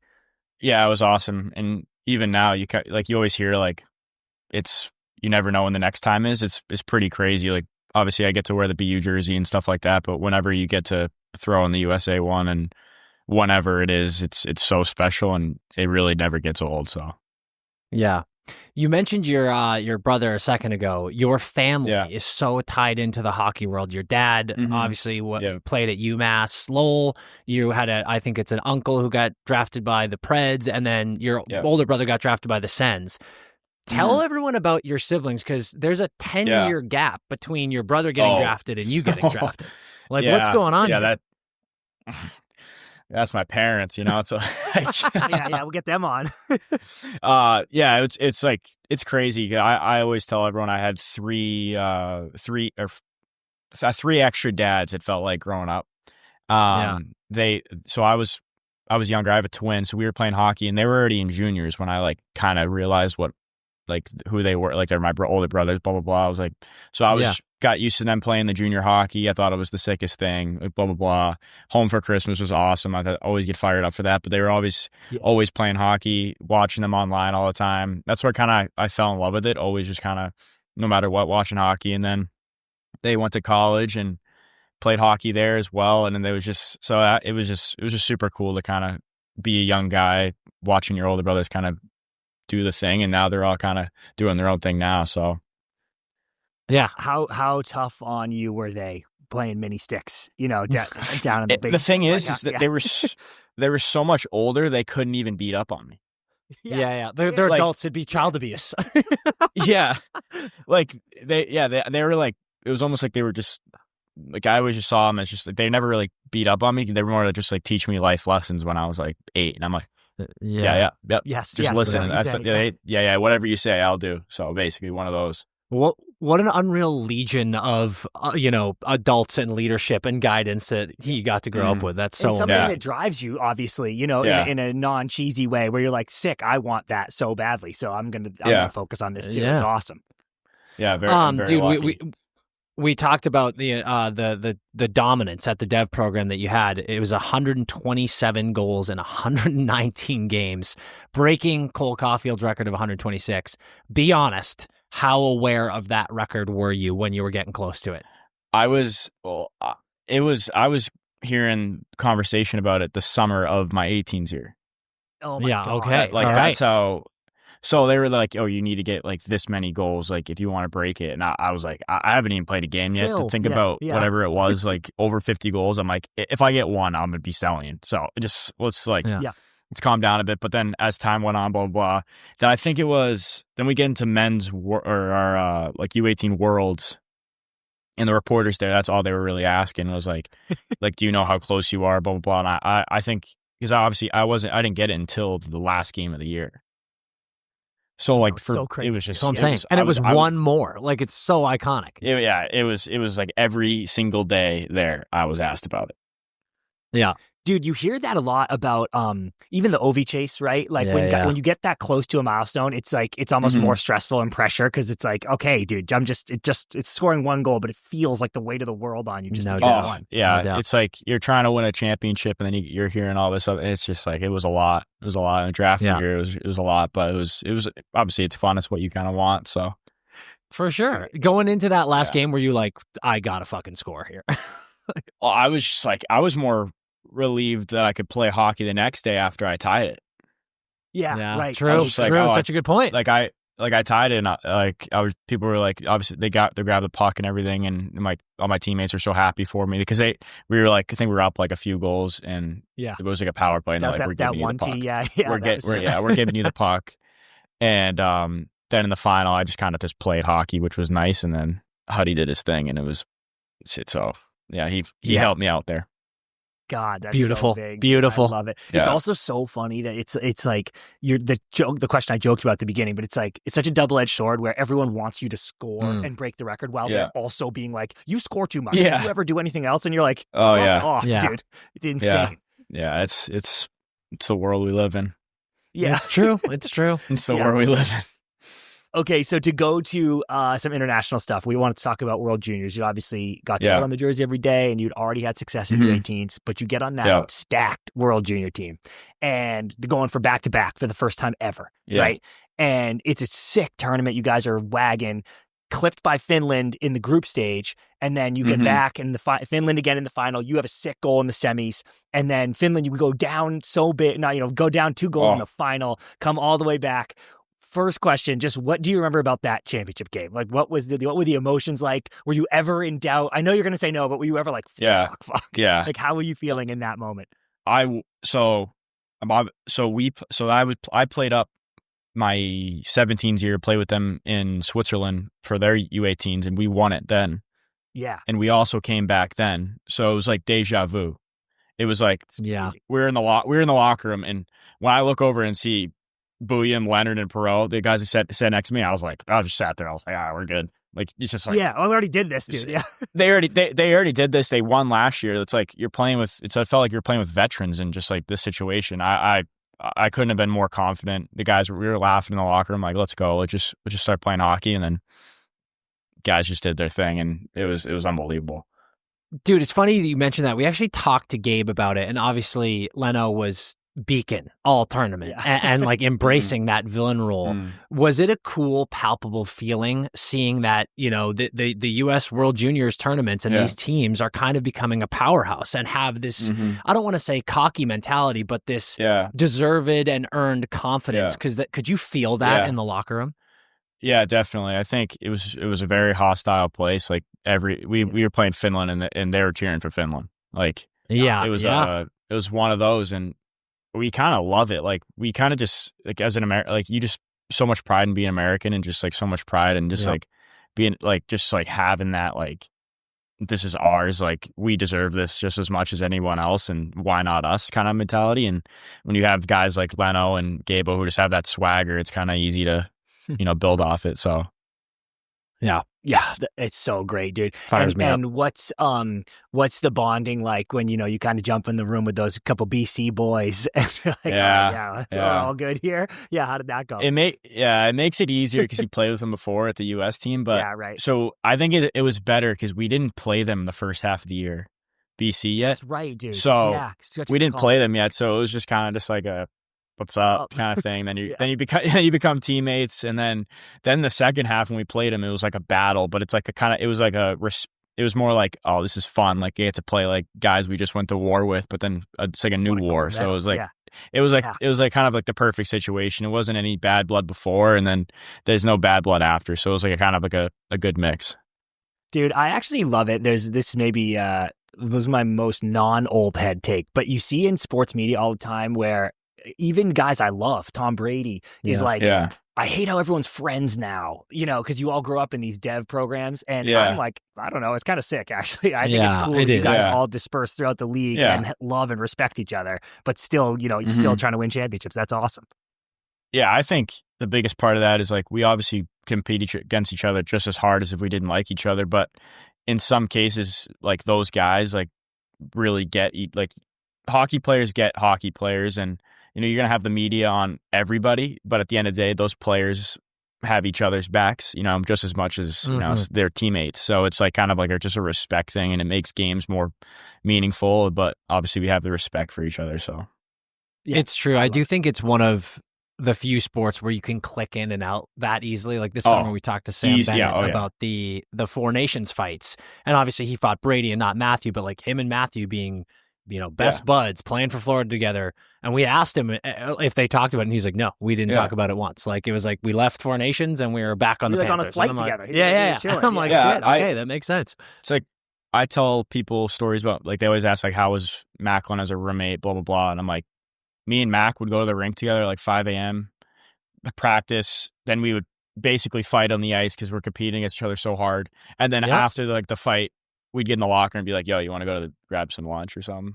Like just like like someone gets like we had a bloody nose and I'm just wiping it off, like, yeah, let's go grab like a burger or something, like one of those. Yeah, that's great. It's so true. Yeah, like dude, just beat the wheels off. Dude, we always joke. It's like people ask, it's like who was your biggest rivalry against growing up playing sports, and I'm always like him. Yeah, I fucking hate this guy, and it's just like that's how it works. Sticks it's broken over. You battle. You got. That's how you get better. Yeah, it's fantastic. Yep, of course. That's great. What did you guys do? How'd you guys celebrate after gold medal? What was the vibe like with the boys after? It was awesome. We actually, so the locker room was great. Blah blah blah. Then obviously you have your jerseys on. Blah blah blah. Then we went back to the hotel, and all the parents are there, and all the families, and it was all so packed. And obviously there's so much, like, everyone, spending their Christmas there. Like that's all they're thinking about. Like families, Christmas, like. Everything's around the World Juniors, so when we won, everyone's like just as fired up as like Teddy Stiga when he scored. Like everyone it felt like everyone won that. So, and then Brady Tkachuk actually told us before the tournament that if we won, he'll set something up for us if we win it, and he did. So we had a fun time. Let's go, Brady! What a fucking legend, dude. What was it? Can you say, or is that an off-camera thing? Might be an off. It was a nice. It was a nice dinner and an early bedtime. It was fantastic. Yeah, exactly. That's great. And then, what would a three-peat mean, dude? What's the mentality?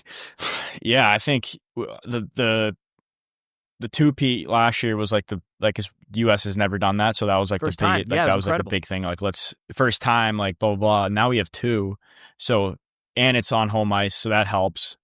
And it's more just like let's just show everyone, like let's just say we're the best, win 3 on home ice, like let's just do it, like one of those. So.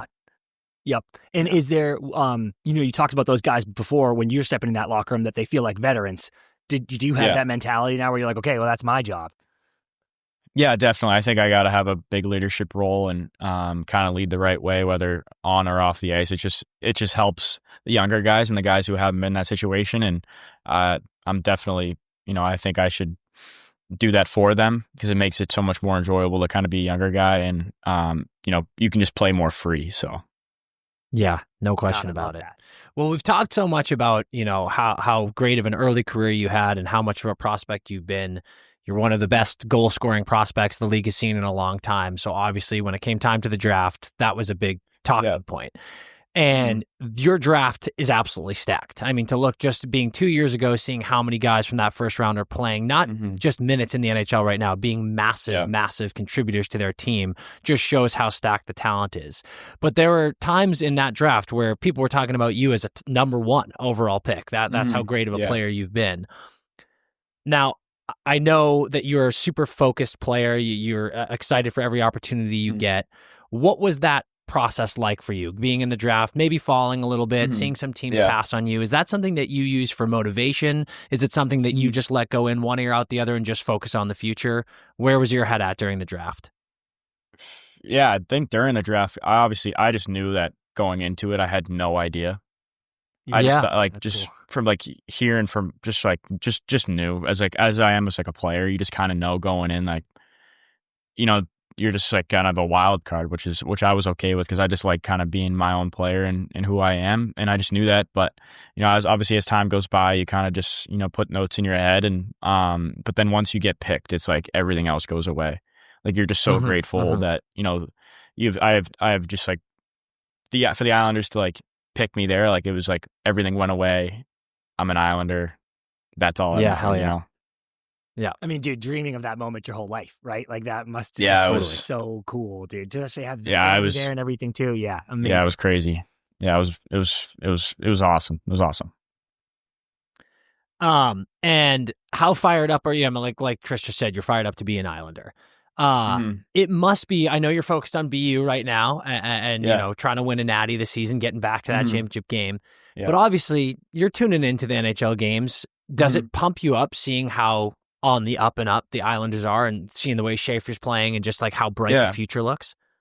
Yeah, definitely. I think even when I got picked, it was like, they haven't had a first round pick in the last 4 or 5 drafts. So there's not really much prospects. That was good for me in that time. And then, but then they were like a kind of like a middle of the pack team. And now they kind of have a lot more excitement. They had a great draft last year. Callum Ritchie's now there. Now you got Schaefer, who's balling out. It's a lot of excitement, and it's pretty cool to kind of be in that kind of conversation of exciting guys that they have because they're very passionate fan base. I see people on BU's campus come up to me and be like, "We're so fired up," and I'm like, "Sweet, let's go!" That's so sick. Yeah, it's pretty cool. I fucking love that, dude. It fires me up. Well, dude, to get into BC or to BU, God, what if? Yeah, take it easy, dude. Holy take it easy. Shit, BU. Don't let me flip this hat around again. Yeah, that's strike one, dude. All right, that's strike one. Oh my God. Well, before you even got to BU, there was an awesome moment because you had committed to the Gophers. You're going to play Minnesota, and then you posted that epic that story, the I'm coming home story, which got everyone juiced up. And of course, a ton that went into that decision was family and being closer to family. Yep. So if you're comfortable, and you cannot be, but if you're comfortable, can you just tell everyone the story behind that and what went to that decision and what was going on in your life? Yeah, I think just something happened with my dad, and I kind of sat down in my room, and I was just really thinking, like it kind of hit me at one point. I was like, this is like the last time I can pick where I can play the draft didn't happen yet. So I was like, I don't know. I could be in, Alberta. You could be in New York. You know what I mean? There's so many different places. And I was like, this is the last time I can, pick to play. Haven't played at home in a while. I just don't want to regret not having my family come to every game and really sharing that experience. And so I decided to, I talked to my brothers, and they definitely were for it, and ended up being a great decision. I get family at every game. My niece and my nephew get to go to their first, hockey games, and all my little cousins, and it brings a lot of enjoyment into my Newburyport youth hockey. Like they all come to the games. Yeah, and, wow, that's awesome. It's just building hockey around Newburyport too, and they can all come to the games and skate at intermission and stuff like that. So it was all family and all kind of, warm-hearted to, my family for me to come here. So. No, it's so cool. I mean, because, at a young age, you're in Minnesota playing, then you're in Michigan playing, and it's, you're a Massachusetts guy, but like you just didn't necessarily stay in Massachusetts the whole time. So to be able to get this time, a couple of years to be back in the city with everyone around, for sure, that's so special. For sure, yeah, it's the best. Yeah, it was. It is, yeah. And you're doing to your younger generation what your older brothers were doing for you. It's just so sick to pass that down. Where they're like, exactly, Cole, and that's epic. It's awesome. Well, what was it about BU that made you choose BU? Because there's no shortage of great hockey schools in the Massachusetts area. What was it about BU that drew you to them? I love the coaches here. Like Pando's great. He really teaches you how to be a pro. Love the colors, red and white, like the white gloves. So my brother played with Eichel a little bit. Really big Eichel fan. He's probably my favorite player to watch in the NHL. I talked to him a little bit and stuff like that. It's just little things that go into it. I'm a city guy. I like the city. Yep. So it was just little stuff like that. But definitely the coaches won me over for sure. I love Pando, and it just feels like a hockey school to me. So it's awesome. Mac went there. You couldn't let him have that bullshit over you. Yeah, exactly. He. I do like that. Yeah. Hey, no kidding. How was it tough? Telling Minnesota, or was that easy? It was hard, but it was easy because I knew it was right for me and my family. So it was one of those. Like it wasn't them at all. That's what made it easy for me, because like they were great. Like it was awesome. Like obviously. Yeah, exactly. Yeah, no kidding. Never heard that one. Yeah, but it was pretty easy. That's good. You were telling the truth. You were telling the rails, boys. We can't get mad about that. Yeah. Well, dude, hold on. because you mentioned the BU uniform. Dude, so clean. Yeah. It's unbelievable how clean those jersey setups are, and the gloves and all that. But that immediately makes me think of. I almost forgot to ask you about this. One of the swaggiest pregame intros in the game, in the college game, in the pro game, what you do skating out to the blue line. When did you start doing that? Yeah. Was that it? Like, did one day you just go, I'm going to just do this? Or is that something you practice? It was. Because I don't think people realize how fucking hard that is. I know. It was like, I get so amped up, and I'm just like, the first time I did it, it was like my first start. It was versus Michigan. I don't really like kind of the slow, like I kind of want to go with the crowd. And I was just like, and I actually feel more confident stopping on that one leg than the two legs.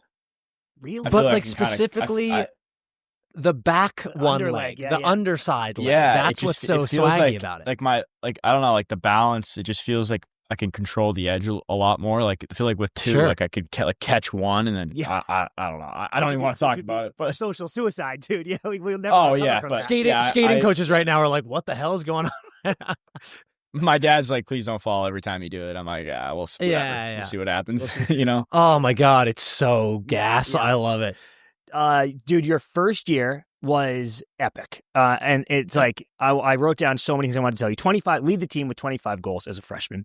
You pummel those losers BC, who sucks, in the bean pot. You have a goal there. You have a big OT in like the Hockey East quarterfinals. You have 2 tucks against Ohio State in the tournament. Survived that crazy Cornell game. That was actually nuts. And they were better than people thought. Mm-hmm. Then game-winning goal against Penn State. Hey, welcome to the Frozen Four. Get fucked. See you later, Penn State. And then you go to a national championship, and obviously don't get the result you want against the Western Michigan team, but you had a goal. I had my guy.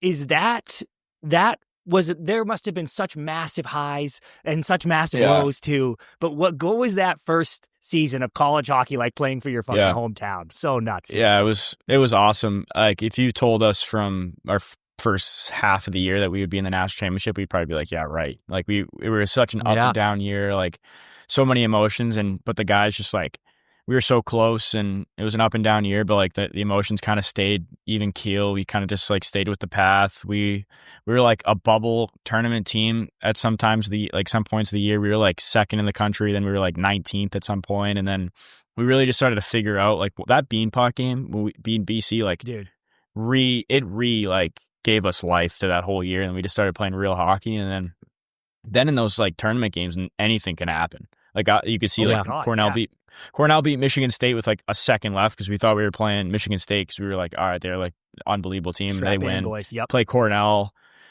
Sometimes you get like Quinney shot it from the blue line, just goes in. Like, it's stuff like that. It's nuts. And then obviously you get to that last game, obviously disappointing, but it was awesome. They're a really good hockey team, so you got to tip your cap sometimes, you know. Sure. No doubt. But, it's funny. It's like we talk to Mac about it all the time, Smitty as well. Obviously, they, best buds now in San Jose, but had a nice rivalry in college hockey. Mm-hmm. And it's so funny, I feel like so many of these, you guys who go through this experience where, you're a high draft pick, you obviously want to get to the NHL. Yeah. Sometimes you do need to just press pause, because you will look back and go, college hockey was the most fun I ever had. Yeah. And like Chris said, dude, to have the amazing journey to go through that battle with your dad, come home to a school in your home state, and then just enter college hockey, and it's that sick of a whirlwind. It's like, what a rip that was. Yeah. So awesome. Cool. Yeah, I wouldn't trade it for the world. Wouldn't change anything. Yeah, exactly. How sick is the Beanpot, dude? I feel like people don't. I agree. Non-regional people, Cole, don't understand how sick the Beanpot is.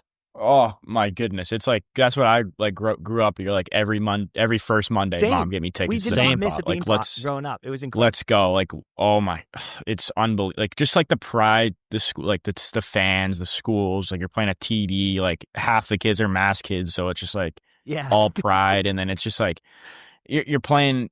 Oh, it's just like it's so fun. I don't know how to explain it. It's just so fun. It can kind of save a season too, where you're like, hey, boys, came a little short. Hockey East came a little short in the national championship, but you're like, won the Beanpot though. Beat BC in the Beanpot. Yeah, and I'm like, all good. All good. Like me, I get to say I won a Beanpot. Like my dad's like obviously grew up in Boston too. He's like that's so sick. Like he's a little kid too. Like saying he's like, I wish I won the Beanpot. Like stuff like that. It's like, but correct. Like, in celebrating a championship in February, like. Sick. Dude. Feels like you won 100 games. It's just two games though. Yeah, it does. Yep. It does. Yeah. You're right. That's such a good point. Like that shoots so much adrenaline in you for the rest of the season. Like that could pick the boys up. That's fucking huge. Oh my God. It's awesome. I actually love what you said about last season, how you guys were very up and down. I feel like you were a bit up and down this year, right? It's like, at one point ranked number 1, you're 5-1. You've had a couple of tough games against Maine, but then great bounce back games against Merrimack and things like that. Yeah. First of all, are we all good after the Yukon bump? Yeah. Like everything feels good? Okay, fantastic. Yeah, everything's good. Are you playing this weekend? I'm playing this weekend. Come on, this weekend. Good. Fired up. Yeah. There we go. All right. Do you think that the journey of last year and kind of having those ups and downs, and then seeing that where you could still go after that, is keeping you guys all cool and level-headed, especially being a return player? Yeah. I mean, for returners, for sure. We have like 14 or 15 new guys this year, so it's a big change. That's the hardest part. As the new guys, did I just click something? No, you're good. You're good. Okay. As the returners, we're like, whatever. Like, this is good. Like, we played 11 games. You had a few bad losses, but like, this is just part of a new team, college hockey. Like we said, like a Beanpot can change but if we just keep building from like that last weekend, anything can happen. It's crazy what can happen. Totally. So true. And what was the process for you of making the decision to come back? Was that a strictly you decision? Is that something you talked with the Islanders about, talk with your family about? Mm-hmm. Yeah, it was honestly everybody. I think it's such a good place to develop here. Like, Pando's awesome. College hockey is sick right now. It's like, it's probably the best it's ever been. There's so much buzz around it. There's no rush at all. Like, at all. Like, they have no rush. I have no rush. My family has no rush, obviously, because they love it. And you can just develop here. Like, you're playing against so many good players. Like, it feels like every weekend we go into, like, this team's very good. So it's like, it's a lot of fun too. So no rush at all. Yeah, that's the biggest thing we're seeing, dude, is there's no nights off anymore. You used to have those weekends where you're like, okay, let's go grab 2 wins and then go party. And it's like, now, dude, every game is like, okay, dude, they are giving us their best shot, and you guys need to need to punch right back or you're dead. Oh yeah. Yeah, exactly. You can't give any team anything at all anymore. There's no such thing as those games anymore. So it's so true. Like we said, you got QU coming up. You got Northeastern, who's playing great hockey right now coming up. Obviously, really good hockey. Yeah, important games that you guys need to win, want to win. For sure. We know about the rivalry with BC, of course. Yeah. For you, maybe not necessarily historically for BU, but for you, have there been any births of rivalries that there are teams that you're like, fuck them, I want to beat them so bad every time you see them? I'm trying to think. Like, we've kind of started a little bit with like UConn. Yeah, for sure. Like, definitely, they're really, like, when I was growing up watching my brother play at UNH, UConn was never really that good. Now, when my 2 years in college hockey, so my experience in college hockey, they're a great hockey team. So it's always a battle. Yeah. Those guys are good players. Like, they got a lot of swagger over there too, and it's like kind of like they beat us in the semifinals last year in the Hockey East. It's like I think that's kind of a newer rival probably. It's like they don't really know if they even have a rival. So I mean, I'm sure they think we're but now it's you. Up there for them. You're gonna see them again, it could be us, you know. So yeah, definitely, no doubt. Sure.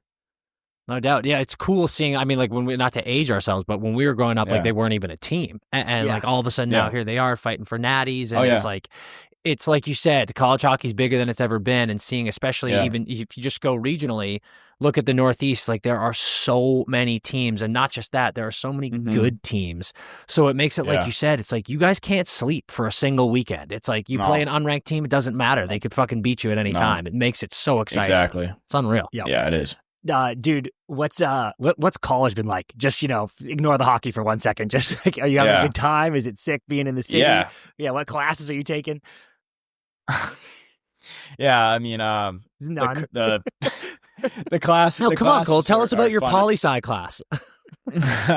No, I'm in I'm in the law school, so. Yeah. There we go. Fuck yeah. I knew it, dude. No, this guy. Not at all. But it's great. Like, we're in the city. Like, if you want, you can go to Fenway. You can go to the Red Sox games. There's a lot of places to go down there. And then you have the South End. Like, we're in a great spot. People love us around. Kind of like we're the school. Like we're the team on campus. We're absolutely. The hockey guys. The other sports don't really like that, but. Just the way it is, and then it's true. Hey, that's the world we live in. Yeah, dude. sorry, man. That's the world we live in. Yeah, exactly. But then you run into BC guys, Northeastern guys, Harvard guys all the time, and then it's like, "What's up, guys?" It's like it's just funny, and but it's been great. Obviously, some of my best friends that I'll have forever, and such a fun time. So we might not have you in Boston for much longer. So I got to ask while we can. Being a Massachusetts guy, kind of a Boston guy at heart, what are your favorite Boston things? Are you a North Shore beef guy? Are you a clam chowder guy? What's the vibe? Maybe a little lobster. Yeah, a little lobster roll. Can't go wrong with a little lobster roll, a little lobster. There you go. Just like, what else is like a Boston, like lobster mac and cheese? I love gas. Wait, dude, Cole, have you been to Bark and Crab? No. All right. Well, when we are in Boston, we got to take him there. That is the best. I mean, if we're getting lobster in Boston, it's Bark and Crab. Throw down at Christmas, like they do. Yeah, really. We'll go over break. Yeah. It's an absolute rip. It's fantastic. What's the Dunks? What is scored as Dunks cold brew get? Dunks? A Dunks cold brew. It's really close. So it's kind of like a spot I go to sometimes. A Dunks cold brew is like I'm pretty. I kind of try to use this. We try to use the Portnoy scale. Like, obviously, you got to be hard. Yeah. That's like a 7. I think it's like a 7.7 cold brew. It's a solid good. To me. That's really strong. Okay, Dunks. Yeah, I think Dunks out here, but they don't realize that it's legit. But I think that bumps it up because I'm a mass guy, and it's just kind of dunks. You know, you kind of can't. That's what we grew up on. Can't chirp dunks. Yeah, exactly. We don't make the rules. Dude, we're trying to get brand deals out here. Like we can't be shitting on dunks. What are we talking about? Yeah, exactly. Dude, good spot. We'll get into it more, but like, what? Yeah. How in the world did you become such a coffee fan? Wait. We'll ask you in a second. Yeah, okay, all right. We'll leave it. Okay, Cole. So at the end of the show, we play a game with everyone. It's called Pass, Shoot, Score. And we're going to give you 3 things inside of categories that we know you like, and you have to rank them: pass, shoot, and score. It goes in that order. Yeah. Passing is your least favorite because passing the puck is actually amazing for you because he's the greatest scorer. Definitely. Shooting is second favorite, and of course, scoring is the ultimate goal. Yeah. Okay, so the first category for you is non-hockey sports to play. Okay, non-hockey sports to play. Pass, shoot, score: baseball, golf, or tennis. Ooh, oh my. Well, can I explain it? I can explain it, right? Yes, of course, please, of course. Please. I grew up a baseball guy. Big, I know. I love baseball. That's my sport, but I'm not a baseball player anymore. So I think that's got to go pass. Okay. It's gotta That's go pass. smart. That's This smart. is a good. It's got to go pass. I like where we're headed. I can't just get into a game anymore. I love throwing it around, but I think that's pass. Shoot is tennis. Tennis, I love tennis. Play with my twin brother. My twin brother played in high school, so I say I'm pretty solid.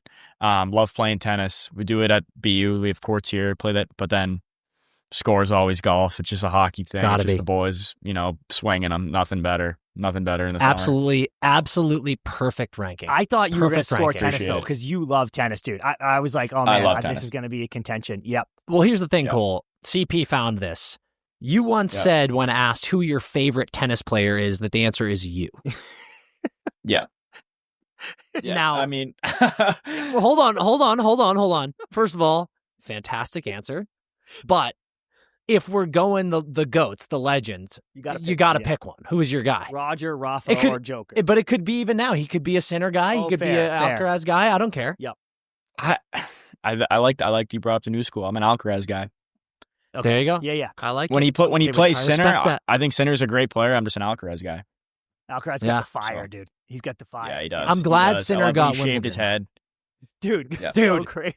Cole, he shaved his head, and I went, this is the birth of a villain. Like, this man is going He to... had the pink outfit on, too. Yeah. Dude, that next tournament, Unreal. he didn't drop a single set. It was insanity. No, he was nasty. Absolutely. He was nasty. Joke.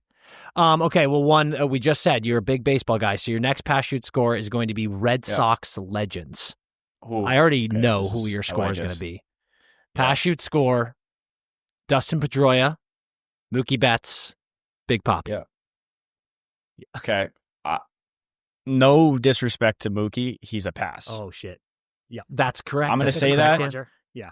I'm going He's now. I'm going to say he's that. won multiple World Series with the Dodgers now. We can't pick him as a When Red Sox legend. Sorry. exactly. But he was unbelievable for the Sox though. Like unbelievable. Dude, it's so Then you get the shoot Pedroia.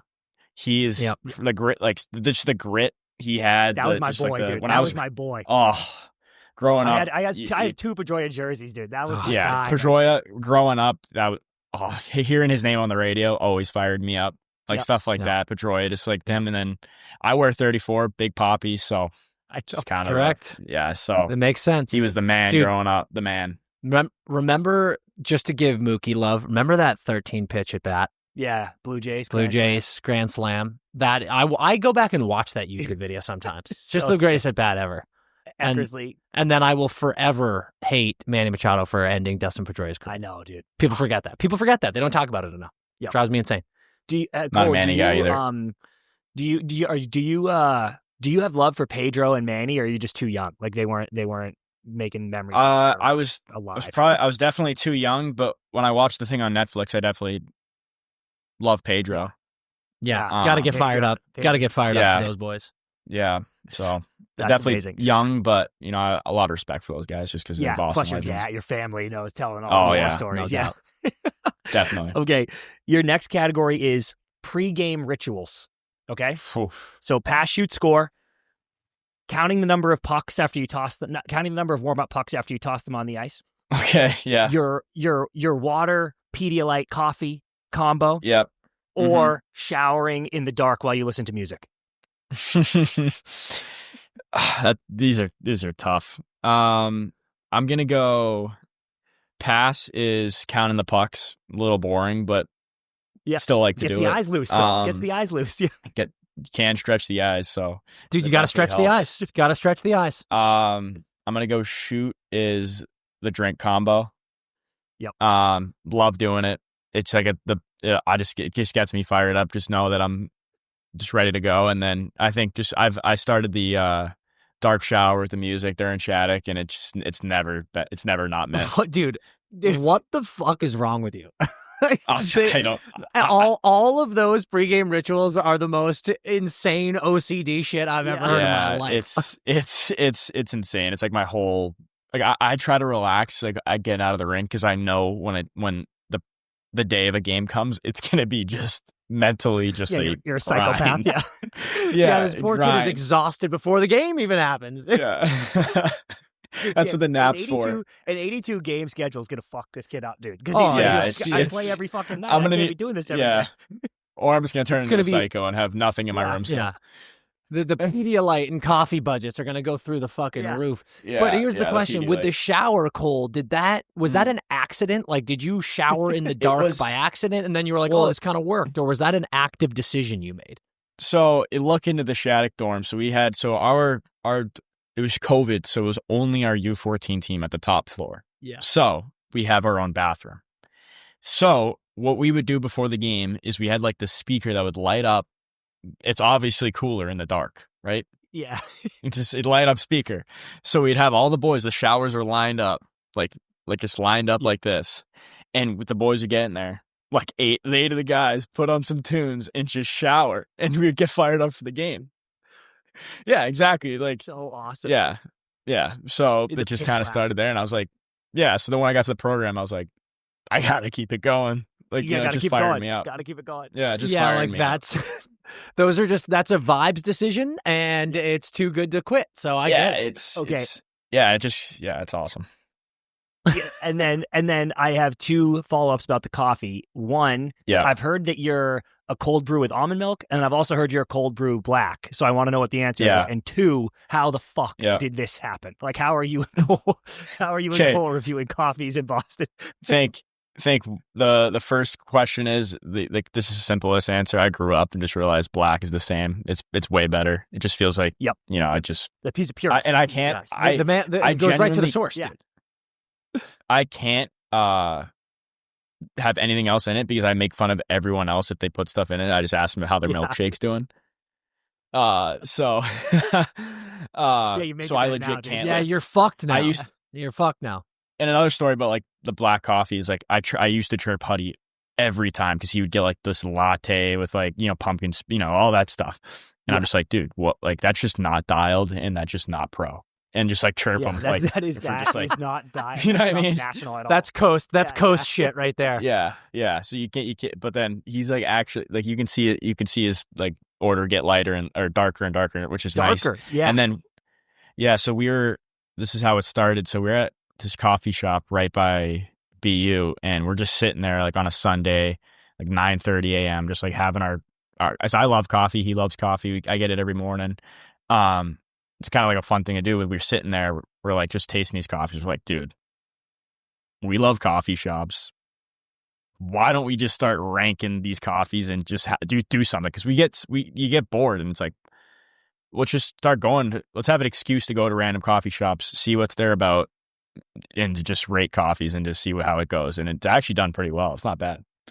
Oh, it's fantastic. And you're going to start make or break in coffee shops, just like Portnoy was doing. Exactly. Like people are going to be like, please come and get us a good score. We're our last one. We were in the shop, and I was like, do you think we can film in here? They can like kick us out because that's how I'm used to like Portnoy, like getting kicked out of places.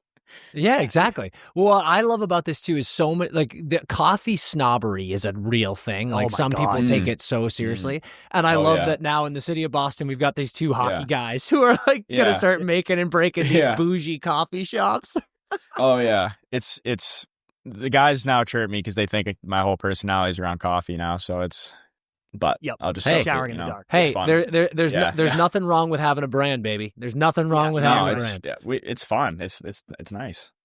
Dude, we got to get Sway on the show. We're nominating Jeremy Swayman for your. You got to do Wit. Have you done Wit yet? I know Grinnell nominated Wit. Did you do that one yet? Okay, we haven't done Wit yet. We got to get after Wit. We can definitely text Sway because do you know Sway? He skated with us like. Dude, I know. We were talking to him the whole time. He was doing that. It was amazing. He's a beauty, man. Yeah. Oh, he's truly the best guy in the entire world. It's unreal. He might as well be a BU guy. How much he was around here? Like actually, he was in our dining hall. Said, we were joking. We were like, "You need an honorary degree after that stint," and he was like, "Well, it was awesome." The he's thing. Yeah, he's such a Oh yeah, we got definitely. That's a good one actually. It's a good one. Yeah. Sway getting on there is a lock. Yep. Mm-hmm. All right, your last pass shoot score is going to be songs. And this is fun because a little birdie told us that you are a big singer. Love singing. Which I really need to hear more about. I'm not gonna hide it. I am. Good. I like it. So your 3 songs are going to be Wagon Wheel, Chicken Fried, and More Than My Hometown. Oof. Wow. I'm gonna go. Pass is going to be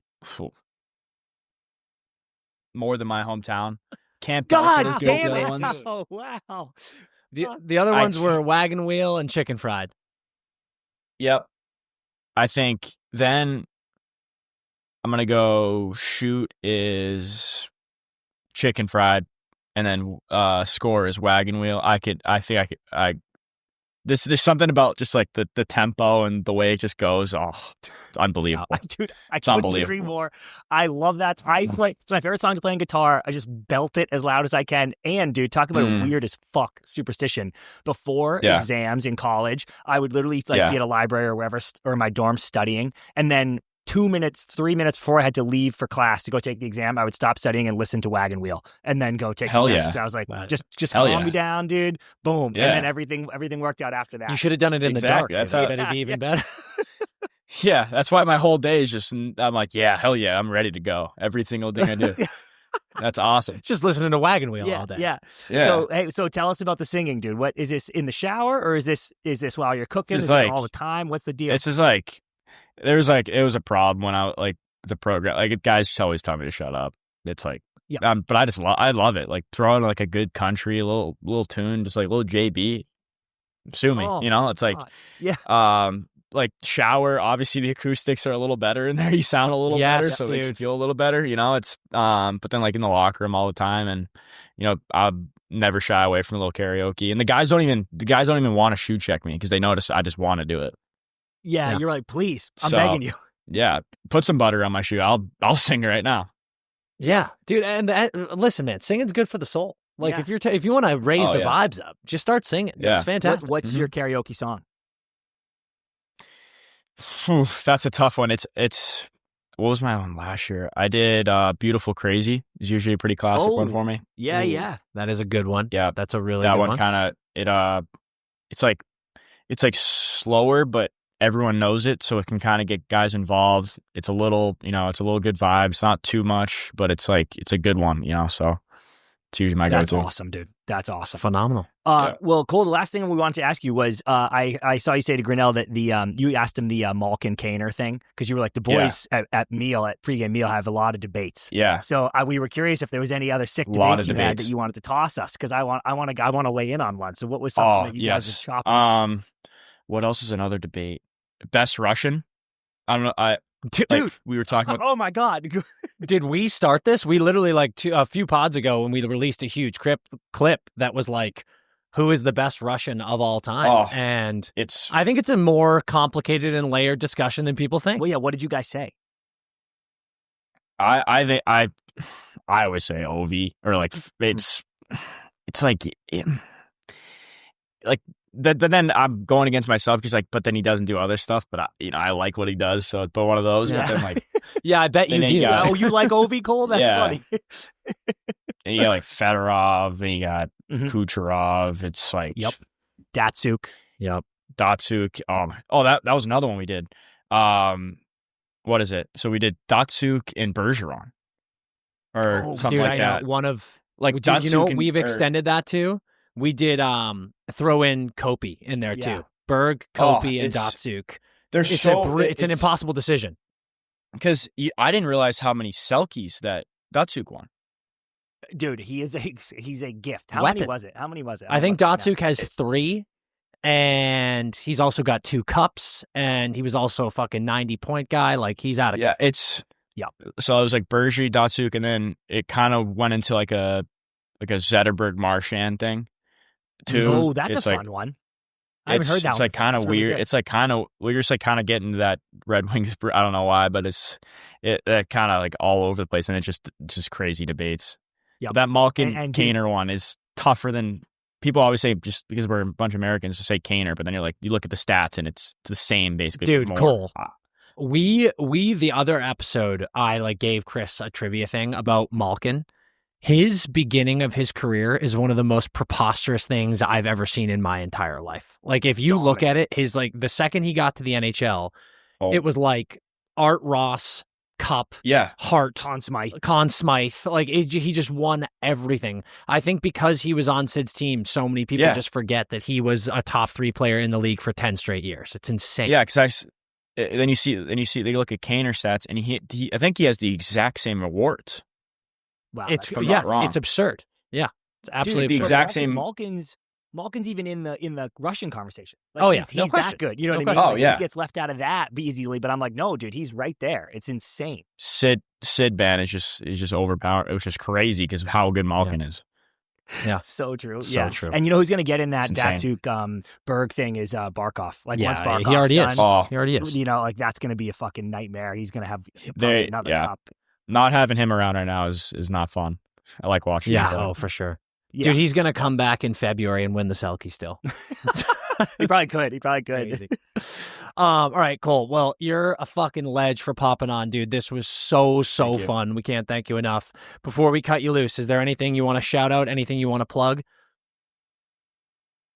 Huddy said when I came on here, just glaze him. So Huddy's a beauty. He's the best. Sick player. All facts. My best buddy. All facts. Shout out Huddy and the Cole's Coffee reviews. Let's go. Yeah, there you go. Hey, throw Cole's Coffee review. Is it plural or singular? Is it singular? Cole's Coffee review? I think it's singular. Cole's Coffee review, singular. Yeah. Throw it a follow. Yeah. Throw it a follow. Let's go. Huddy's a beauty. He's a fucking weapon. Yeah. Also, shout out Duncan. Yeah, hey. If you're looking to sponsor any shows. Yeah, thanks. I know of one. Yep. Let's go. Yep. But yeah, man. And then, hey, give him hell this weekend, bro. I'm pumped. Yes, sir. Yeah, thank you. Appreciate it. Humongous thank you to Cole Eiserman, BU legend already, soon to be New York Islanders legend, Empty Netters legend already. What a guy. What a gang. He's such a awesome dude. Yeah. It's going to make me start drinking coffee. Yeah. But I can't wait for the bean pot to be there in that experience. Bark and Crab, dude. Do some stuff with Bauer Bark and Crab then go to Bark and Crab with Cole. That's going to be a blast. It's going to be incredible. All right, it's time to get into our Surfside Tipsy Takes. I love it. This one is mine. I'm so glad you're on board with Tipsy Takes. No, it's fantastic. So now, Buffer, we get to respond to CP's harebrained ideas. I feel like of the two of us, who's going to have the weirder takes? It's probably you. That's probably true. And I was telling Sean before you got here, and I don't know yet if we're going to do. We have an episode scheduled for Thanksgiving Day, and I can't remember what we did last year, if we dropped it or not. Well, Sean's Irish, so he doesn't even celebrate Thanksgiving. No, he does. I discussed this. You weren't here. I'm into it now. Ever since I learned about the food. Yeah, dude. My culture is not your day off. Yeah. Okay. I'm going to say that to you next St. Patrick's Day. Fuck. The next scheduled Tipsy Take is Thanksgiving. So Thanksgiving episode. So I was going to do a Thanksgiving one, but I was like, I got to save that.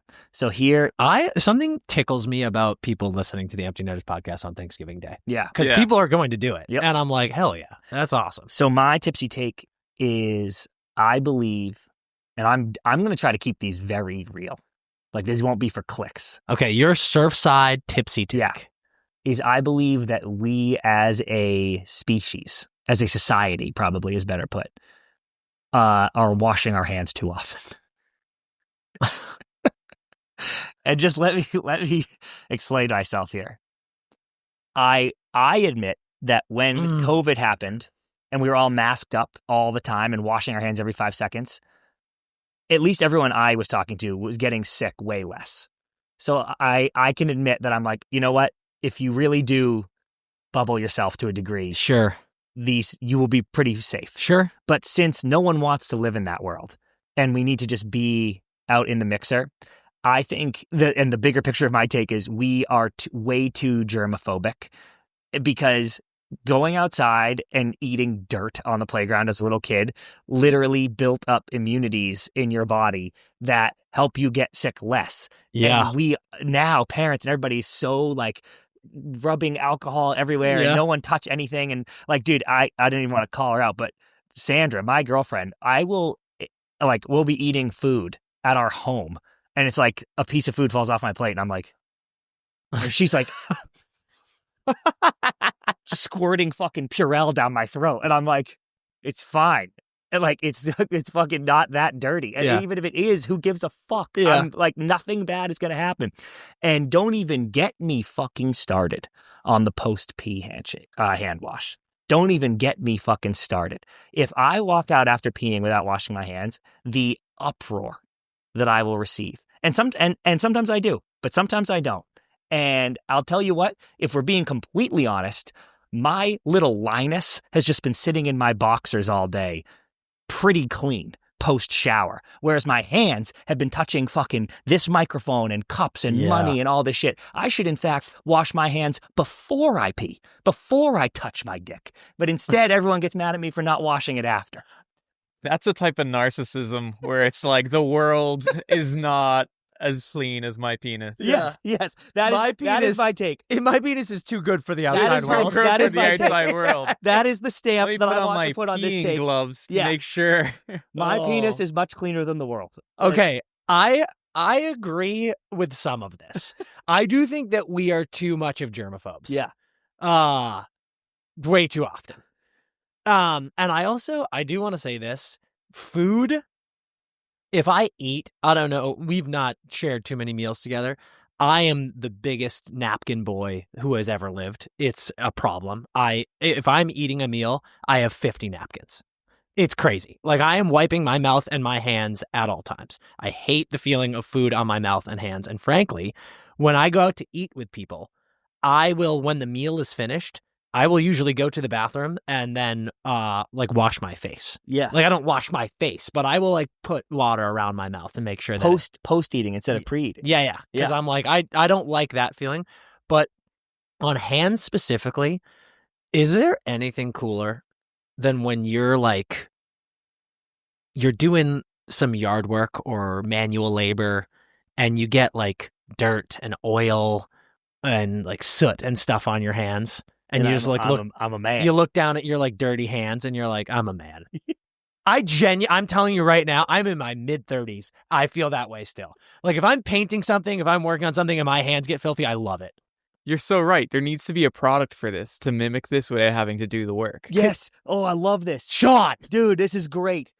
It's called workman's hands. Workman's hands. I might get workman hands tattoos. Workman's hands? I might tattoo it to my hand. So every day you see me, they're like this. Where's he coming from? Tattoo to what was dirt. he just doing? Yeah. Jesus Which would Christ. be a great idea until your wedding day. Yeah. And everyone's just and they're wash your hands. And you're it's actually a tattoo. Shower, dude. But that's why, Sean, that's why we need the product. Workman's hands. Yeah. Dude, I'm telling you, when you'd be... It happens still every now and then. I feel like it's more of a small town thing. But when I go into a sandwich shop or a corner store and there's the guy in front of me and he's got Timberland boots on and Carhartt jeans, and I see him reach into his pocket to pull out his credit card to pay for something, cash. And he's just got... Yeah, usually cash. Pulls out cash. That's a cash guy. Yeah. You're right. 100%. And he's just got dirt and oil and soot and cracked fingers, and he's like, here you go. I'm like, that fucking dude is so much cooler than me. Oh, do you have any idea how much that guy would beat the shit out of me? Through these tipsy takes, I've learned that you like it rough on your bum, and you like big, strong men. Yeah, with rough hands. With rough hands. This is interesting. Yeah. This is a lot to be unpacked there. Just saying, there's a market out there for me, and I'm gonna find it. But dude, so dirty hands. Cool. Agreed. Relax, but food. I'm not into having food on me. Oh yeah, no, I don't. I'm a napkin guy too. I also I'm like the wipe after every bite. I bite and then I'm like, You know, I do think you got to be washing your hands. I'm not going to be a prince about this. If you get pee on your hands, oh yeah, then wash them.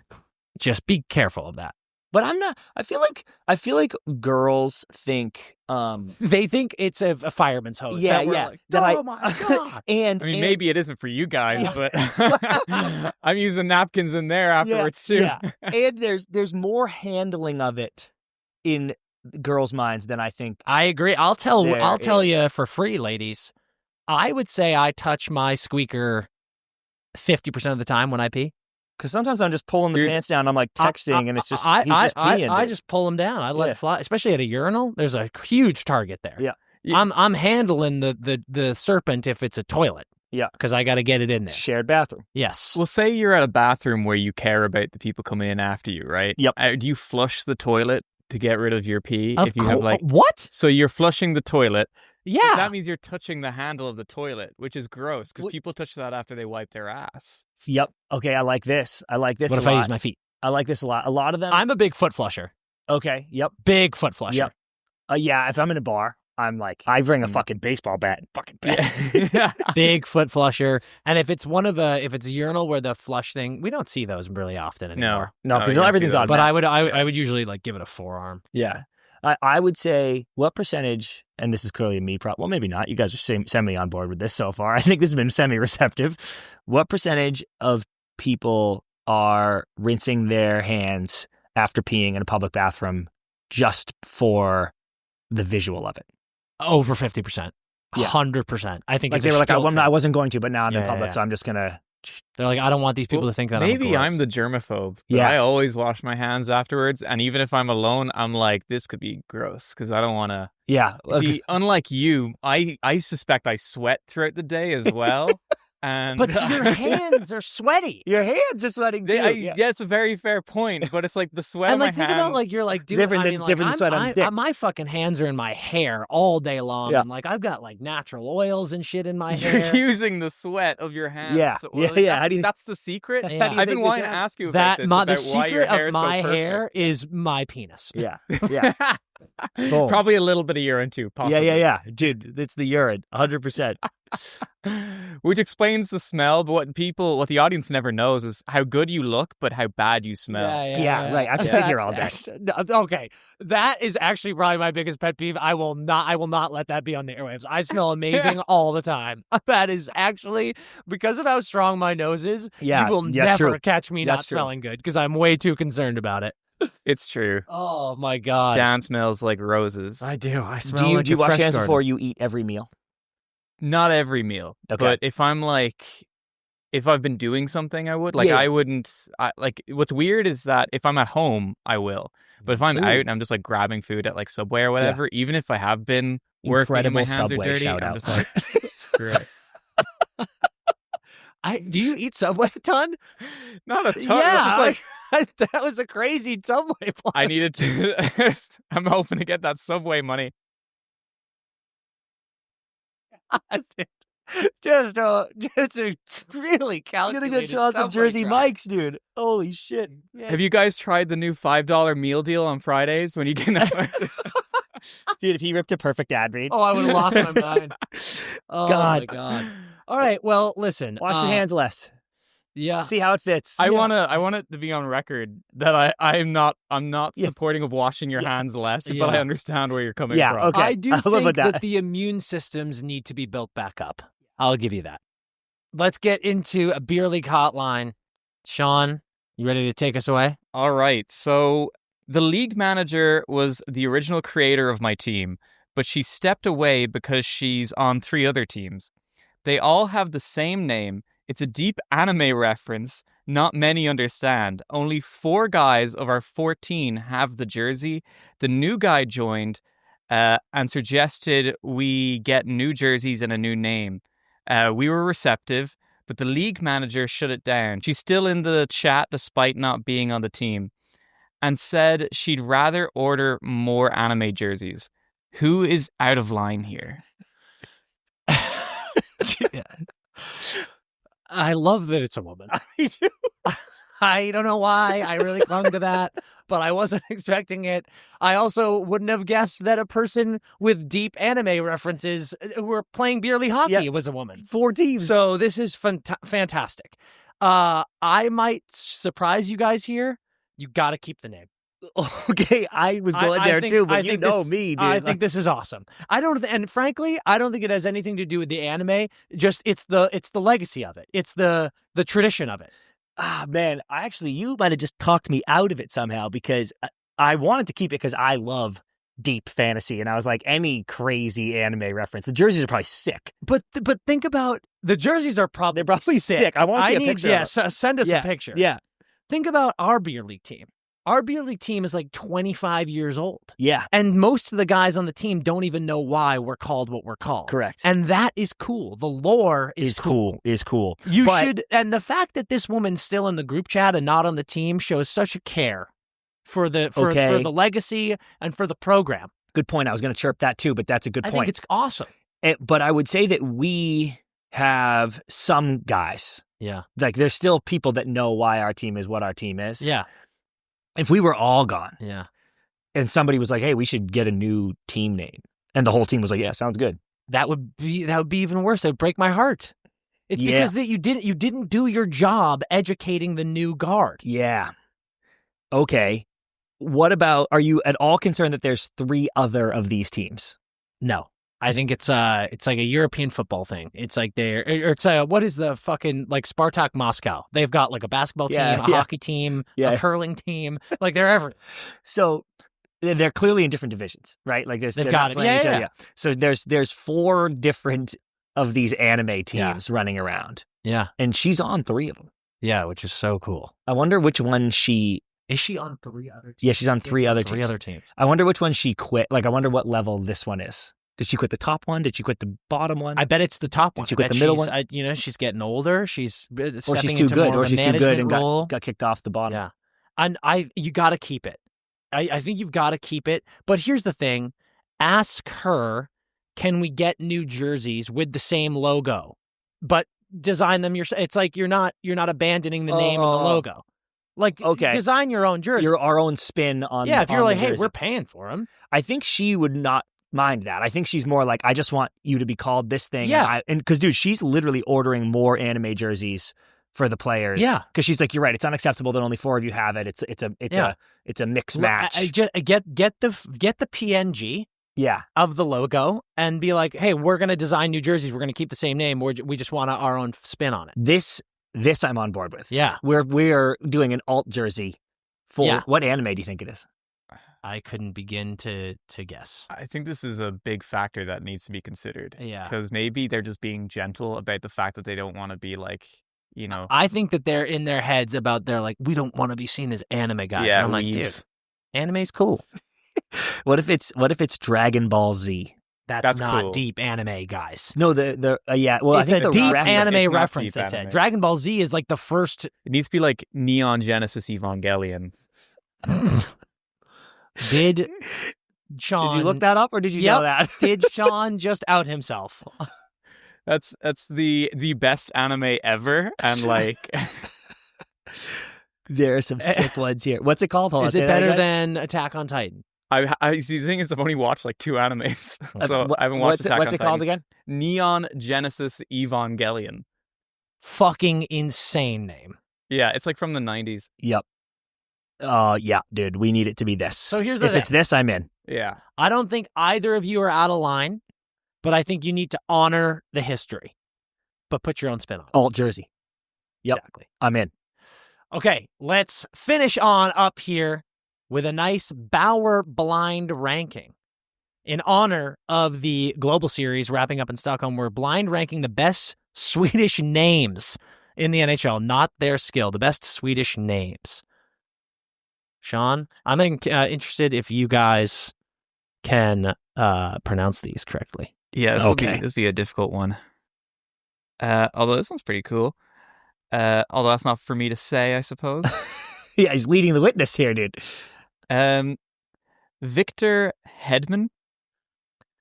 Okay, I am going to go very low here. I think that's okay. I'm going to go very low here for a couple reasons. One, Do you want to try to pronounce it with the Swedish pronunciation? No, okay. You can do those. Okay. Go ahead. Victor Hedman. Okay, don't ever do that again. That's the end of that. Okay, sorry. With the treasure trove of last names in the Swedish culture, this one leaves something to be desired for me. And I don't even know if this is actually Swedish or I've made it Swedish, but it not being his first name not being spelled with a K. I was gonna say, are you mad about the no K? I'm like this. You're American. You're Canadian. Victor Hedman is objectively a Swedish name, but it's not crazy. So I'll give you 5. I think.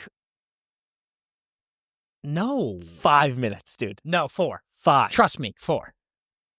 That's crazy. Okay, 4. Trust me, 4. 4. Victor Hedman is a very Swedish name. 4. Jesper Bratt. Really good. That's a great name. Yeah. The last name I have a similar complaint though.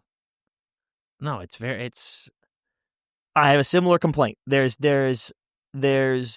better ones. I better do ones. think this is only 3. Me too, but because the first name is tremendous. The first name is tremendous. Very good name. Yep, but due to the last name, I only go 3 here because I think there's more fun to be had. Yeah, really good. Okay, all right. William Karlsson. Ooh, that's great. Yep. Very Swedish. I think we're just climbing the ladder. I think we are too. We get the double S's. Yeah. And the K Carlson, not the C Carlson, which I prefer.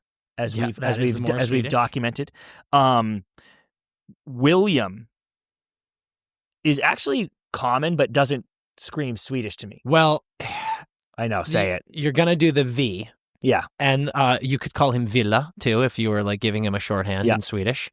So William is very Swedish. Yep.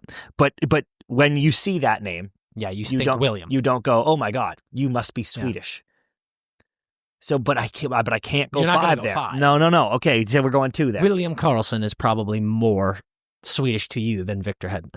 And it's really a Karlsson Jesper battle, and I'll go Karlsson. Well, we have no choice. We took 3 away. We're going 2. We're going 2. William Karlsson 2. All right, a topical one. Adrian Kempe.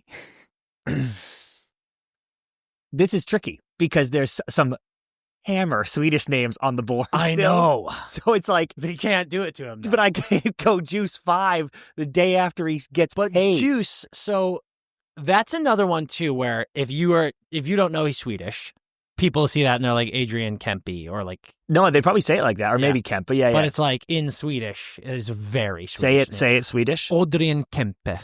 Yeah.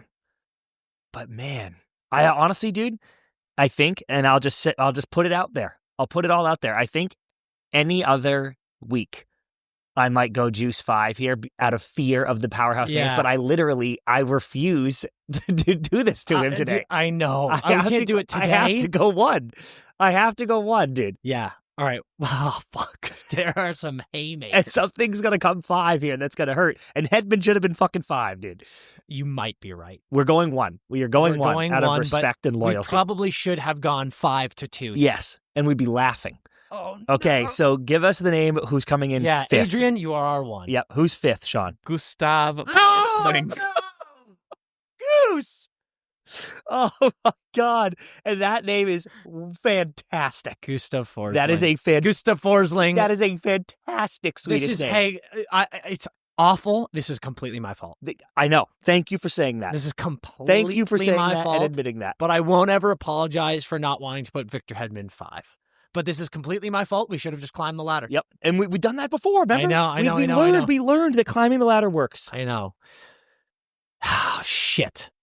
Unbelievable. Gustav Forsling 5. Brutal. Is there anyone that you would have been like, that is number 1? Yes.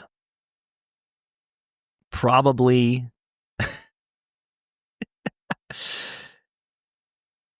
Philip Forsberg. So this is my spelled favorite. That way. Yeah. Well, I think Joel Eriksson Ek is like incredible. The most Swedish name ever, and Landy's a good one too. But Sean, are you aware that Philip Forsberg?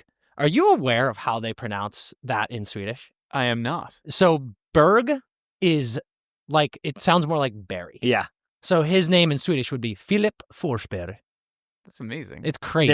There was during a Champions League, but they were like, here's how you pronounce people's names. And it was like Christian Pulisic. Yeah. And it was like police sick, giving pronunciation. And Emil Forsberg. And it was like this, Froshberry. And I was like, Froshberry? But they were like, that's how they say it. Yeah. Emil. I was like, that's insane. Also, Philip Gustafsson. Also, Matthias Ekholm. Yeah, that's a good one. Like, that's holy a really fuck. good one. Rasmus Dahlin. Erik Karlsson's You great. insane. It's great. Great names. All right, great names, great episode, beautiful stuff from everyone around. Absolutely love it. Huge shout out and thank you to Cole Eiserman, star for the BU Terriers, prospect for the New York Islanders, unreal on the show. Sean, just great stuff today. Guys, beautiful. Subscribe to the YouTube. Go buy some merch. We got great stuff going on. Fun week ahead. We'll see you next episode. And until then, skate hard.